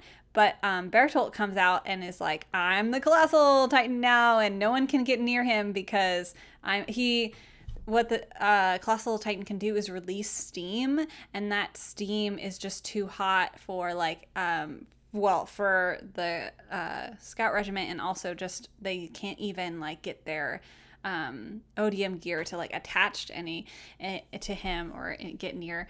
So it was just really satisfying though, like that battle, and you're like, oh man, yes, they're so close. And basically what happens is when Bertolt becomes the Colossal Titan, it's basically like an explosion, like because it's basically like a giant like explosion of this heat that comes out, and it kills a lot of people. And so basically now all you've got are, inside the city at least, is our main gang, and with like Jean and all of them, and then Hanji comes out of nowhere, and it's basically up to them. So they're like, okay, you guys, everyone goes to try to take Reiner down for good, except for Armin and Eren, and and then of course the rest of the team is stuck on the other side of the gate, facing off with the Beast Titan. So you've got these two major like face-offs happening, three kind of against all the three of those Titans, and it is epic and wonderful and crazy. And this also is my worst death. the death that I really got to me the most was kind of, so basically Eren, it seems like he's kind of down for the count, and Armin is talking to him, and Armin has this plan, all right, and so Armin is going to distract Bertolt, and Eren is going to use his crystallizing power to seal the gate. And so Armin is able to connect to Bertolt. Bertolt focuses all of his energy on Armin and is trying to steam him out, basically. And this is real rough, guys. Armin basically gets like burnt to a crisp. Like, it is painful to watch. And and Armin is essentially dead, and Eren is able to like sneak up behind Bertolt, and they take Bertolt down, which is like, oh my gosh, finally. But also you're like, but Armin. And so and while this is happening, the other crazy thing that's happening on the other side, again, this is this crazy part, is that they're like, okay, they've got all the horses out there, and they've got this Beast Titan. They have to take the Beast Titan down. And basically the plan they come up with is the Levi is going to like go across all of the Titans, using the Titans as like leverage to like, maneuver his ODM gear, and killing all of the Titans as he goes. He's going to get to the Beast Titan and kill him while he's distracted by another giant Commander Erwin suicide charge, basically. And oh my goodness, if that's not like the craziest scene. And Commander Erwin has this whole speech to these scouts about how like because they're all like facing death like either way, and they're like, nothing matters, and he's like, we leave that up to the living. The living will give meaning to our lives. Like, because he asks them like, well, did your fallen comrades, did their lives have meaning? And it's like, yes, like your lives have meaning. It'll be the people that you leave behind who will give your life meaning. And I was like, oh, okay. And so of course, I think they even show like Captain Irwin on the top of like a giant like tower of skulls and bodies of like, this is the literal life power that has gotten us to this point of acquiring all this knowledge and getting to this point. Mm-hmm. But like also, why is it so scary that they're going to be running at the Beast Titan? Because the Beast Titan is throwing rocks at them and like decimating them. It is terrifying. We're not talking like pebbles. We're talking like house-sized boulders. And I wonder how many miles per hour those are. I mean, he's basically pitching boulders at them, and it just tears everything to shreds. So they're on a suicide charge. They use their signaling smoke signals to like create a diversion, and when those boulders hit them, it's way intense and terrifying and horrible. But Levi, being amazing like he is, gets to the Beast Titan, surprises him, and almost kills him. Gosh dang it. But it doesn't happen. It hurts. Yes. There's a little other Titan called the Cart Titan that is just carrying a cart that picks up the Beast Titan's human form in its mouth and runs off, and then runs over and picks up Reiner's like partial human body as well away from those. Oh man, it's man, it was like they were so close to getting both of those guys, and they couldn't do it. Right, but they did get Bertolt. So now we're back. Everyone's back.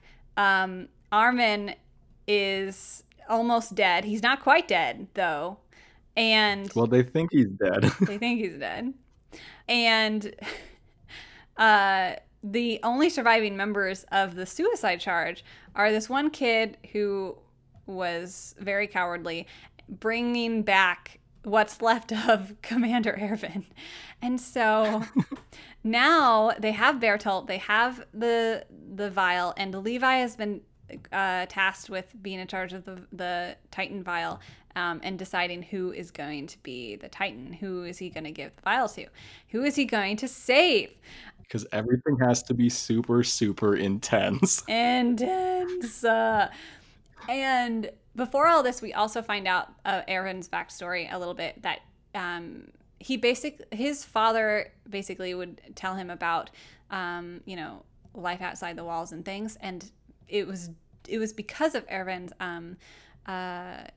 he was kind of talking about it where he shouldn't have been, and then the military police come in and kill his father, and so he's like, he wants to know the truth, he wants to know what's out there. So that's Commander Erwin, and he wants nothing more than to prove the military police wrong, that his father was right, and that there is something beyond the walls. Exactly. And then Armin, of course, he just wants, there's just this ongoing thing with them, with Armin and Aaron, about like, oh, we're going to go see the ocean. We're going to see the sea together. And it's like, anyway, so of course, Mikasa and Aaron are having a fit because they want to save their friend, but it's also like, this is the commander. So Levi chooses to save Armin, and he really chooses to save Erwin. Well, yeah, okay, but tell us more. Levi shoos everyone away at sword point, and he bends down, and he's about to inject Erwin with the Titan vial, and Erwin, like in his death rattle, tells Levi that he wants to like die a hero. Like, don't let his death be meaningless. Let them live on, and let him die there. And like essentially commands Levi to like not inject him. And so Levi is left with like no other choice than to go save Armin. But he doesn't say that at that moment, because he flings the vial away. He like instinctively like raises his hand as if he was like back in the classroom. But I do think they have some sort of conversation like that before the suicide charge. And so in a way, I think Levi is saving him, as in like he can finally rest. Yeah. Maybe we gotta rewatch it. But like we have different interpretations of that very intense moment. Right. We're remembering different things, I guess. And so, but yeah, at the end of the day, they end up saving Armin. So, guess what? Your worst death wasn't a death at all. I know, but it still kind of counts because I was like, no, Armin. Like, I totally believed it. I was like, okay, Armin's gone. He's dead. He's gone. And I was really upset because I really like Armin. I know you were like, Armin's just there, but I like him. And Yeah. like, he actually has. He's not Mikasa and has no flaws, but he's not Eren and is nothing but a flaw. He's like a good in the middle. Well, Armin, or not Armin, Mikasa and Eren's argument for Armin to Levi of why to save him is that Armin is the one that's coming up with every single plan. He's the Truth. one that's like saved Eren at the beginning. He's the like been the one that's been planning everything. Like Commander Erwin has literally given Armin like command over scouts and people and like essentially made him like his own like captain at this point. And Mm-hmm. like if anything like were to change, like Armin would become the next like commander. Like there's like really no doubt about it. Like he's already coming up with all of these plans to try and push them farther and farther than anyone had come before. Exactly. He's the mastermind. He's the strategist. And now he is also the Colossal Titan. Oh my god, I can't wait. I I can't can't wait. wait to see Armin as the Colossal Titan. It's gonna be epic. All right. So now we get to our final plot point, and I know this has been a lot, but that's just how the show goes. So in the last couple episodes, again, for the millionth time, the entire show changes. This mystery box that they've been dangling in front of you this whole time, like they actually Smash it to pieces. it's like they actually have like an answer to things. Like what? So they deliver on this very, very long, suspenseful questioning of everything. And basically, I'm like basic points because there's a lot. And again, this is one of the examples of how the show is really great in revealing things because it doesn't feel like it never feels like you ever get a whole bunch of exposition dump. It's like you're always experiencing things through a character. You're like learning things in a way that doesn't feel like it's just someone telling you everything. Even though this is technically Grisha's notes are telling you everything, but you're also experiencing it through him and his memories and like through his story. And so it just feels like, oh, you're learning through his story. Yeah, this show never tells you anything. Like No. they literally like Han kind of explains Titans one time, and like there's like a couple classroom-ish scenes that are like, these are the walls, this is the history. Other than that, everything is shown to you. Like they never explain or tell anything. It's brilliant. So I am going to just list off some things that you learn in these episodes because I don't feel the need to necessarily go through every moment. But basically you learn that the people within the walls are not the last of humanity. Absolutely blew my mind. Absolutely. It changes everything. Everything is different. Yep, they're just on an island. They're on an But island and You they're never have experienced anything other than this scouts and this society within these walls and this community, and that they're the last survivors. The even concept that there could be someone else never came up to me. It was right? Yeah. just unbelievable of like, how could I suspend my disbelief this great to imagine a world where nothing else existed, because that was the perspective of the people who lived within the walls. Exactly. As the audience, you see the world as the characters do, and when you absolutely have no idea that there are civilizations outside of this one. And so Grisha is from another city, part of that other part of humanity. Another point is that most of the people, at least inside the walls, are what they call Eldians. And they are all descendants of the original Ymir Fritz, who was the first person to acquire Titan powers, which, by the way, we still don't really know how that happened. And so in the outer world, the Eldians like had the power over everyone for so long because they had the power of the Titans.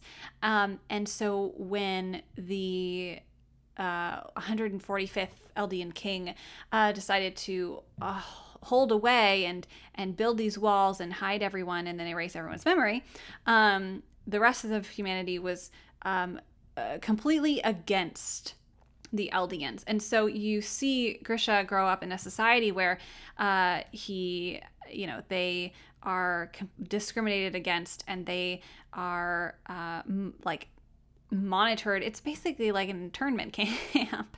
Yeah, it very much feels, and like the society beyond the walls and the other island, it isn't like modern in any sense, but it's definitely farther advanced than the people within the walls. Like it really feels like 1950s, like World War II-ish vibes. Like these people are living in like a ghetto that are being controlled by this other military power, and like there's airships and like sort of like modern guns and weaponry. Exactly. A lot more technological advances. And then Grisha had a previous wife and had a son, Zeke, I mentioned earlier, and Zeke is the Beast Titan. And Grisha and his wife was actually a descendant of like the royal blood too. So Zeke also has royal blood, just like Historia does. And they were trying to, overthrow the government, rebellion and all of that. And they basically lost and got caught. And Zeke actually turned on his parents. And they brought them to the island. And so this is where all the Titans come from.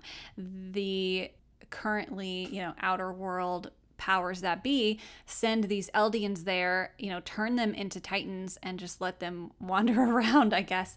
And it's kind of like the worst thing that could happen to you. And Grisha's wife actually is the Smiling Titan, which you also learn, which is bonkers. It's just like a knife in the back. Like you barely feel it with all the other like harpoons they've stabbed you with at this point. Where you're just like, oh, that's funny. Like, and so then there was a spy called the Owl who was helping the rebellion, and he basically tells Grisha about everything and fights off all the other guards and is like, okay, because the Owl has the attack Titan power, and basically gives it to Grisha, and that he has to find a way to stop all this. He also tells him that once you turn into one of the powered Titans, you only have 13 years before you die.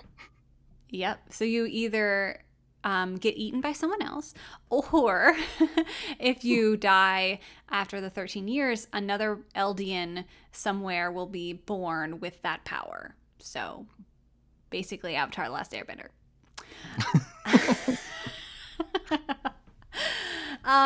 Okay. So that is why, Grisha had Eren eat him, I guess. And now Eren... Yeah, it was coming to that point. Yeah. So Eren has only so many years left, and now Armin is kind of a ticking time bomb too. But basically, so now we kind of know the other Titans that they've been fighting, Reiner and Bertolt and Zeke and Annie, like they're from this other society, and they are being kind of controlled by this other government, to I think they're called the Marley. Right. Yes. Thank you. That's right. The Marley to kind of destroy destroy the rest of the aliens on the island because, of course, there are resources that the Marley want, and some, oil or something like that. And I think they want control of the founding Titan power, right?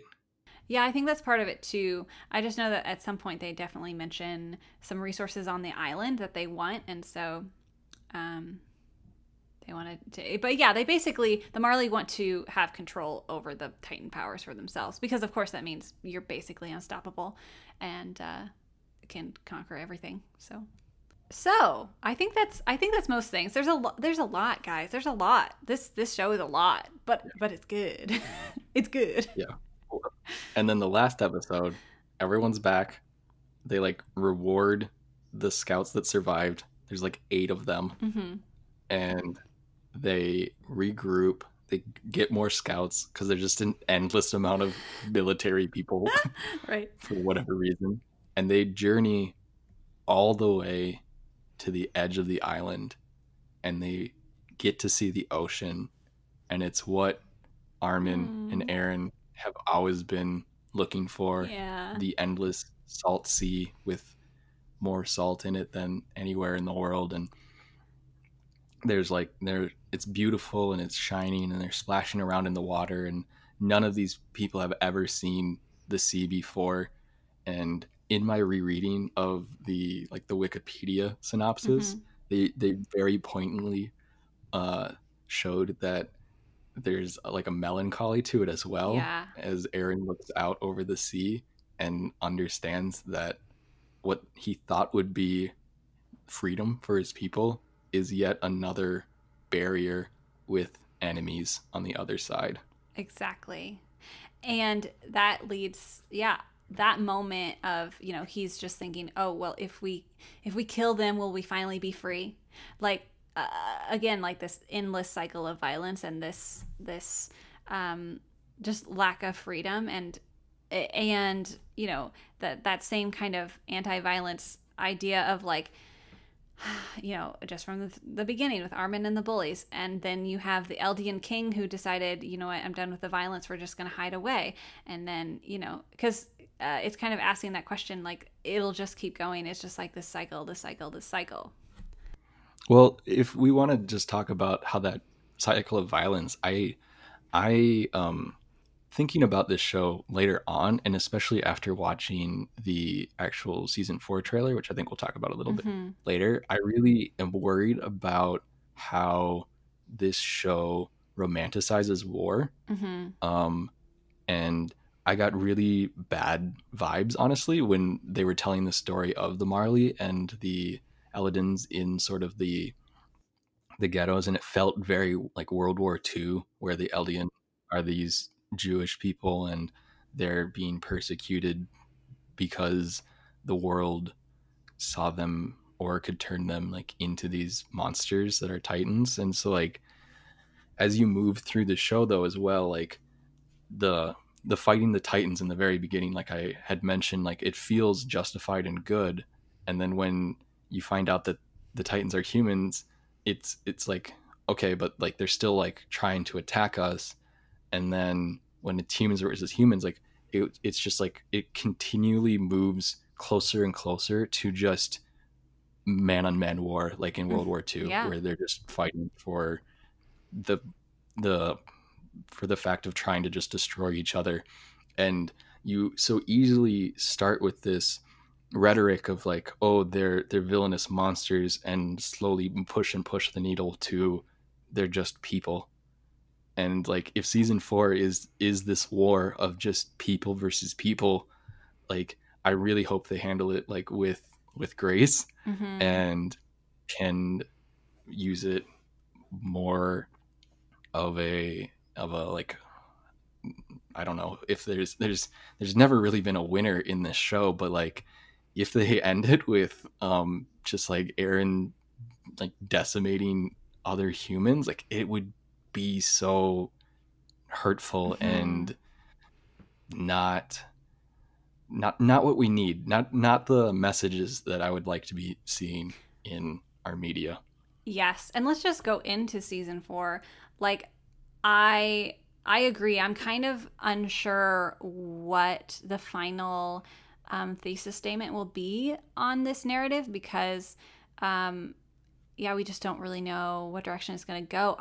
I feel like the only, and again, I say this knowing that Isayama, as like a brilliant mind, and could be thinking about something that's 5 million degrees off of this, but I feel like the only good way to end it is to somehow break the cycle of Titans. If there is a way to do that. And that's at least what I would want to see. Or, you know, I never predict anything right with this show. As long as it ends satisfyingly, I think that would be great. Yeah, I have in my notes here just resolution question mark. Like, what I'm is like something with the network of founding titans. I really don't know, but I also have in my thing, can you remove a titan's power? Because like you can right. give people like the titan's serum and turn them into titans, but can you pull an avatar and like remove a titan's power? Right. Could someone? But then they've already established like that like reincarnation of the power if someone like dies. So, like where would it go? So right. Like that's the thing is like it could just keep happening over and over again because the Titans would be reborn. My other thought, which would be horrible but is a possibility, is that it's not going to end on a hopeful note, and that it will just be like this whole show is just ending with, "Yep, it's a cycle, and this is all humanity is capable of." And I really hope it's not that. yeah, that'd be so disheartening because so many of these characters are so self-sacrificing and they put their lives and have died for this cause to achieve and try and bring freedom to their people and to the humanity of within the wall of that one day they may be free, and to end up with it just being a huge cycle or one side of society just being demolished. Like it would just tarnish all of that. I will say one thing I know for sure. Well, not for sure, but what I'm assuming is I'm really assuming that most everyone is going to die. Yeah. The only thing that I think I know for sure is that the walls are coming down in season 4. The And walls so are coming down. yeah. Those titans are coming out, and who they fight and whose side they're on and what they demolish, I think could really determine the future. But I don't know how you would go back to it if it is a cycle. Like if the walls come down, like, and the Titans like destroy everything and then just make the walls again, that doesn't make a whole lot of sense to me. Yeah. So I think the fact that the walls will break shows that something, like, I don't really know if the cycle will be able to continue after the walls are broken. Okay. Well, okay. But yeah. like maybe not the cycle of like it all goes back to episode 1. No. But just the cycle of like the Titans will always be there. I feel like the Titans are just equal to violence. Like, and so like that cycle of violence is never going to end. Because like there cannot be reconciliation between these two people groups with the Titans there. Like, like with that much power, there can't be. They're never going to be able to see eye to eye, I feel. Yeah, you're right. You're right on that. Also, I noticed this, and I don't know if this means anything, but as meticulous as they are with like, things leading up to everything else, there's actually quite a bit of narration in this anime, and the voice that does the narration is Armin.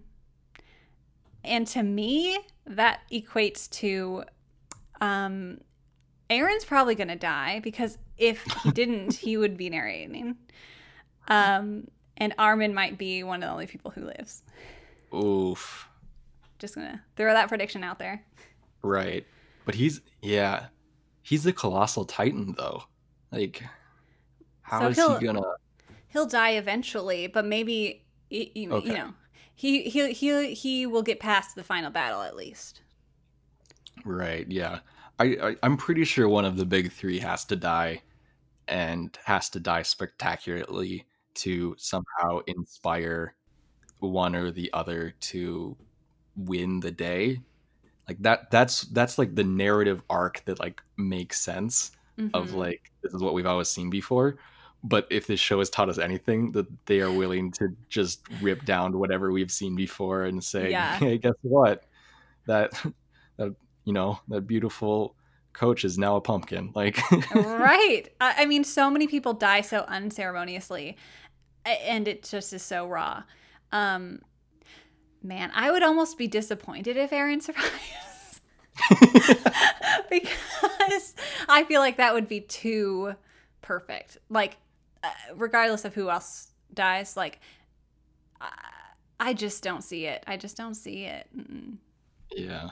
Well, I always thought it's weird that so Aaron starts this whole show with I'm going to kill every Titan, and then he becomes a Titan, and so I'm Uh-huh. like, will he eventually have to kill himself because he is a Titan?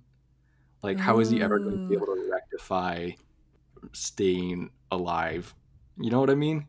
Yes. No, that's totally valid. That is a good. That's a good one. Yeah, he's gonna sacrifice himself or something. Another thing that I would really love to see, and we'll see what happens. But well, one, my brain is jumping all over the place. One thing I'd really love to see is Rainier. Like he's kind of because Bertolt's down, Annie is down, Reiner is there, and I want Reiner to have a redemption arc. Well, Reiner is so troubled because even in the conversations that he had with Aaron, he considers himself like Aaron's comrade and like a soldier, and like has this obligation that he feels to being a soldier and protecting people. But Zeke has like brainwashed him or convinced him that like defeating the founding titan will really save the people. Like once the Marley can control the people within the walls, the all of the Eladin, then everyone will be like at peace. Like that's their attempt at peace Mm-hmm. through war, where the Eladin's attempt at peace was through giant walls. And Right. so yeah, I don't know if I think you just like Reiner too much, and this show isn't going to give it to you. I But know. I also like Reiner, but Uh, you but know, let's be real, he's just gonna die like everyone else. yeah. Um, Well, you have the little like love interest thing between Reiner and Historia, right? yeah, and I liked that a lot.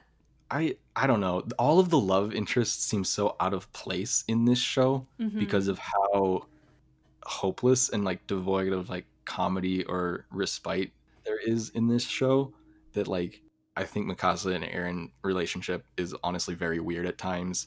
I It's think very weird. the random Berthold and Annie and Reiner and Historia feels very like juvenile, Mm-hmm.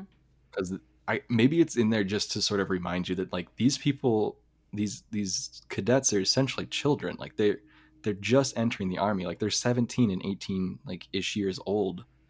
And Mm-hmm. so I guess to try and humanize them and giving them these very like sort of high school-esque relationships of, oh, I really like this girl, but I don't want to tell her anything, but I'm gonna write a little letter. But guess what, I'm also a giant titan that's trying to destroy her entire city. Like it's very messy to say the least.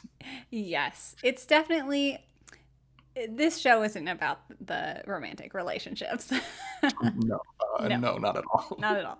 The other thing about season 4 is that I'm very interested to hear more of Zeke's backstory, because we've only kind of got his backstory from Grisha's perspective, but we don't really know what his motivations are really. Like is he like what is his motivation for turning on his parents, really? Like, what is he trying to do? Like, is he really brainwashed, or does he have some other motive? Yeah, I don't know. The Marley like propaganda machine felt really strong from Mm, the glimpses we got from Grisha's past, and like their revolution, it didn't seem uh like it seemed like there had been revolutions before, but it still seemed very like small. Like it didn't seem like they yes. had a lot of support. It seemed like many people in this society accept the status quo because it protects them. And Right. I think it may not be like the typical villainy brainwashing that has been done to Zeke, but I feel like they rewarded him for turning in his parents, and they probably continued to reward him for the behavior that they like enforced, and they continued to reward him with things like the Beast Titan power and like following his plans and giving him more and more power in the Hmm. Marley society, even though he is this um, Eladin person. Yeah, that's totally fair. But what do we know? We don't actually get to see any of that, and they may never explain it. That's just Uh, that's just me spouting theories and predictions like I do on all of these things. and we don't know where it's going. But Isayama does, and that's I just gotta say, like, it's he's said before, and again, I have not read the manga, but he has always known where the story was going.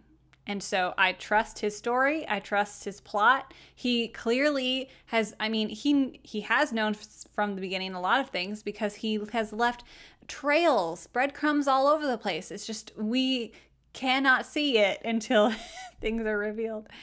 So he does have an end, and it's going to be good, and I think it's I'm very much looking forward to it. Of course, the season 4 has been delayed.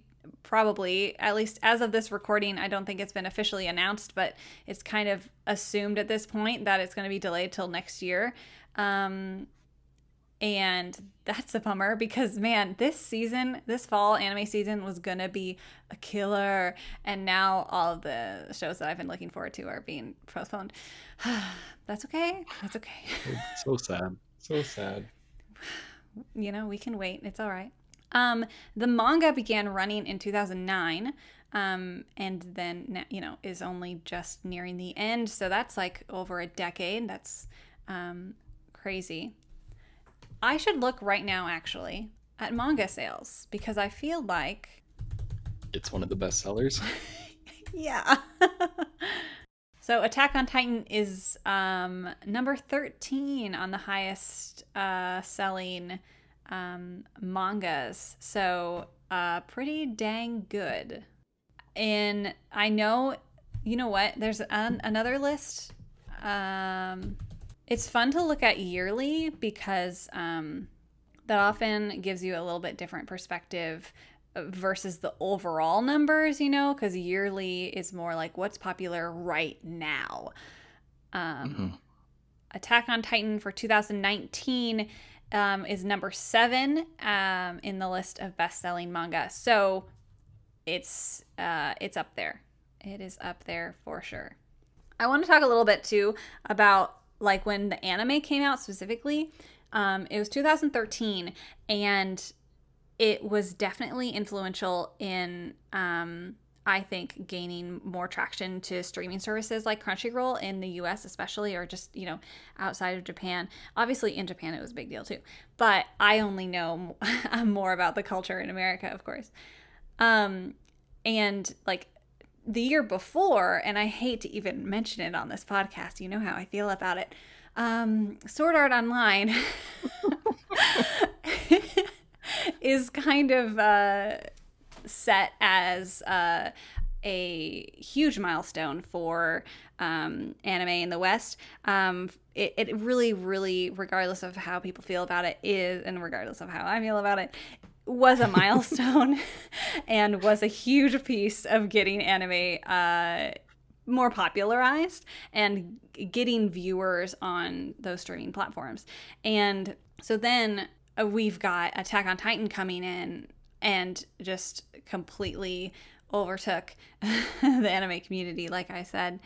So again, it just was, I think, a big part of just keeping that momentum going of, look at all this great anime. Everyone needs to watch it. And I think it was one of the first anime to really be a little more mainstream, because it has a lot of appeal for people outside of anime, and it really depends on what you enjoy watching, because again, this show is not for everybody. But I know, a lot of people that don't watch anime, but like this show a lot. So Yeah, it definitely doesn't follow any of the typical like anime tropes that I've come to love in a lot of my different anime viewing. mm-hmm. Um, and so if you're not looking for those sort of tropes and hijinks and whatnot, then this show definitely feels a lot more like a war movie Yeah. than an anime, but like a super high paced action samurai war movie. Exactly. We mentioned before, but again, one of the reasons I love this show so much and like have such high esteem for it is the animation. And the first 3 seasons were produced by Wit Studios, and this was kind of one of their first like big names. They now produce Vinland Saga, which is another one that I'm a huge fan of. They just know how to use CGI. Like not all anime studios do. Oh man. Yeah, the amazing 3D graphics of the scouts spinning around titans and slicing open their necks, and the fight sequences are just something else to behold. And I think I read here in your notes when I was looking through them earlier that they definitely go all in on the fights and sort of leave a lot of the rest to just like hard slides or nothing going Mhm. on. And I wanted to bring up how weird their horses look running, Oh yeah, it looks weird. It looks wonky and wobbly and weird. because it's like it's incredibly hard for them to make a moving picture cross a flat surface. And I don't think I ever realized how difficult it was until I watched this show and how Hmm. weird some of the movements look Yeah. when they're not flying. When they're flying, it's absolutely magnificent. But when they're like walking downstairs, you're like, what are they standing on? And so if you watch the show, and if I don't want to like meta break anybody, but like they rarely show people's legs walking. Like Yeah. walking is super hard. Like they never like show it. Like they'll show the Titans moving because the Titans look weird moving, and so it's Right. fine that it doesn't like match up. It's that uncanny valley of like, oh, that's Hmm. really off-putting. But like when a human does it, you're like, I don't get how these horses are galloping. But if you Right. watch other anime, they also do little tricks of like whenever they're moving, it's only like waist up shots, and Hmm. then they'll stop in a place and talk, and then all of their movement is like from a specific angle where you don't have this sort of lateral movement. Because again, anime in general, it's not like they have a huge budget. So, like, even in this show, like, as much as I praise those moments of that ODM gear and just crazy camera work and just flying everywhere, like, they have to counter it with some scenes being, we're just gonna pan across this single image. Like, because they only have so much time, they only have so many resources, they gotta focus on certain things. um but again, that those moments where the animation really shines is just like they know how to really give a sense of depth and scale, like with these sequences, like against the titans and with these giant walls. And there are moments where like it really does, going back to it's a roller coaster, like feels like, you know, you're falling, like you can feel it. And that's absolutely phenomenal. It's just amazing. I love it. I love it so much. Like, and that's why I don't like season 3 part 1 as much, because I just want to see them flying around. Uh, Yeah. Well, if you've never seen this show before, talking to the listeners here, I would also suggest maybe just watch some of the opening sequences to get a little taste of this amazing cinematography that Kelly is gushing over, and Yeah. listen to the absolutely amazing opening song to like ever exist in any anime. It is the most hyped up Hype. music Hype. you will ever hear. Like, I think Uh, season 2 is just absolutely bonkers with like the Beast Titan running around and all of the scouts just flying over the city. Like, my favorite part in the whole thing is like obviously at the um end there, where they've got all of like the very big percussive like orchestral hits. It's like the mhm. scouts jumping up over the top of roofs in time with the big Yes. hits is just Yes. absolutely amazing. Like, you need to watch it. Hype. I talked about this in the top 10 anime openings, but seriously, every single one of these openings could have been on my list. Truly the best opening songs, opening sequences ever. Like, I'll just like sit there and rewatch them. They're so good. So much hype, so good. And I think most people would agree who have watched this show. Yeah, this show survived on the hype of its opening sequences alone, in my eye. Oh, absolutely. Like, talk to literally anybody who, like, especially when I hear people who talked about, like, who had just, watched it when it first came out in 2013 and just had the first season. It's like, there was all this debate between the first opening and the second one. And I was like, oh, well, just wait till you get the third opening. I think it's even better. Really? I thought it was much more laid back. I just really love the big like ha ha I ha, know. like at the Yes. end of the second season. The third season had none of that. Or am Oh, I did I say misremembering 3? them? No, it's the third opening, but it's in the second season. So it's the first Yes. opening of the second season. Yes. All right. We're Right, completely we're on the talking same about the page. same Yeah, one. we're talking about It the is same the one. best. It's the best. But And the you first, also got yeah. me to sing in another podcast. Yes, succeed.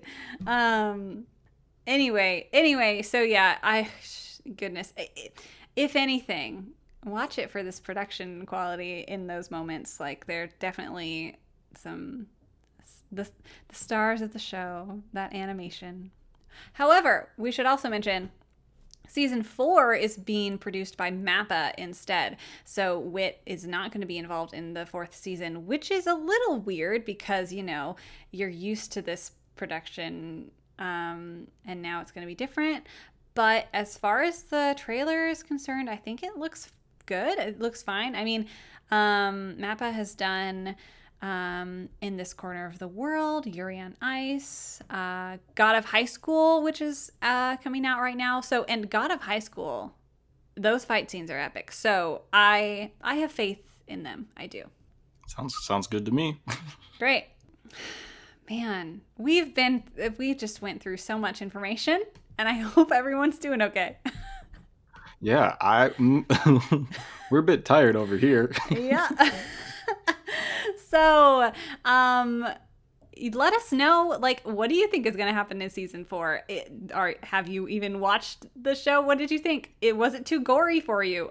Let us know. We're on Facebook and Instagram at Fanimated Podcast, and my email is fanimatedpodcast@gmail.com.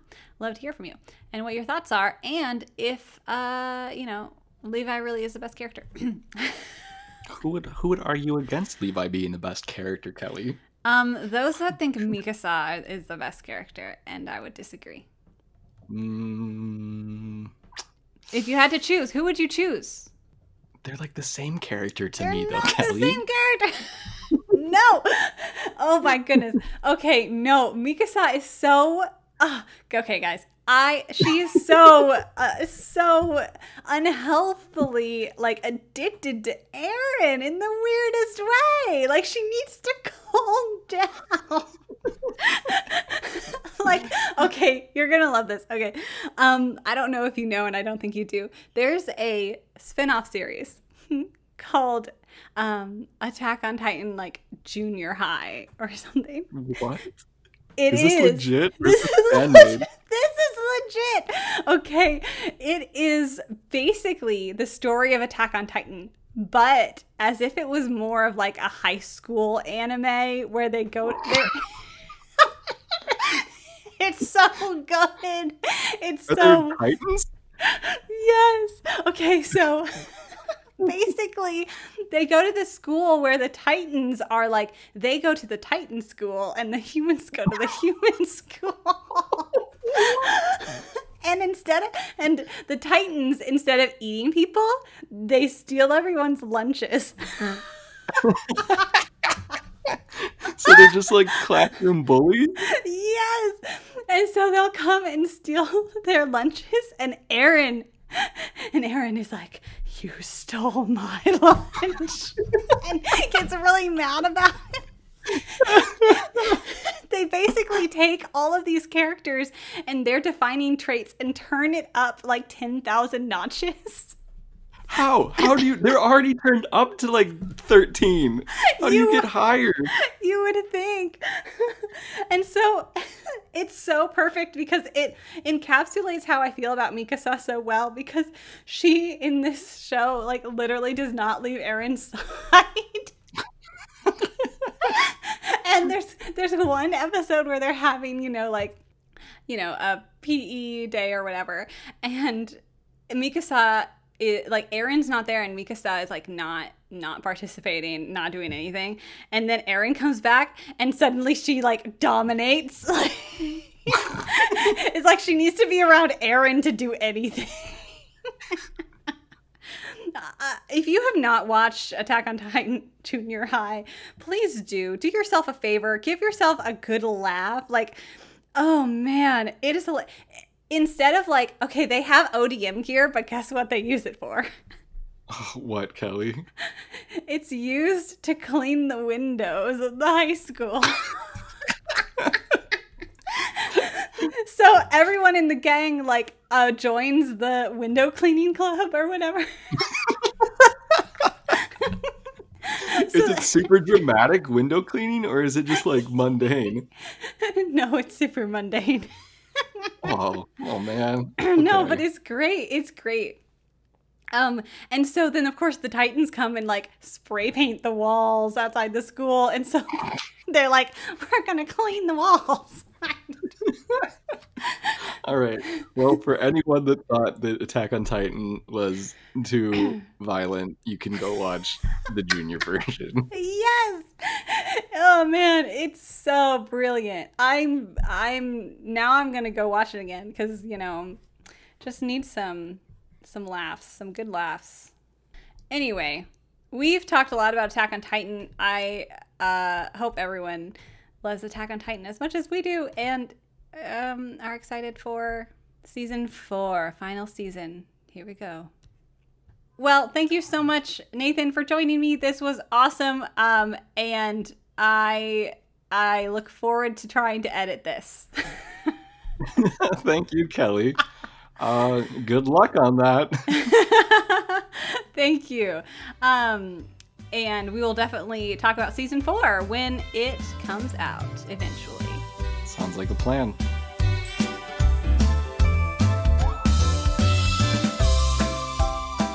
Thank you so much for listening. Remember that you can get exclusive Fanimated merch by going to patreon.com/Fanimated and helping us support the technical cost of the show. You can follow us on Instagram and Facebook at Fanimated Podcast to stay up to date with all things animated, and don't forget to leave a rating and review telling us what you'd like us to watch next.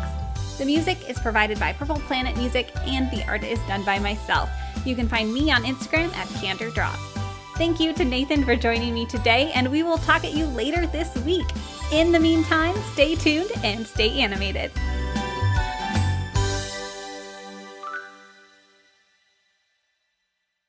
All right. Anything else you wanted to mention? No, we covered a lot. We talked a lot. We're done.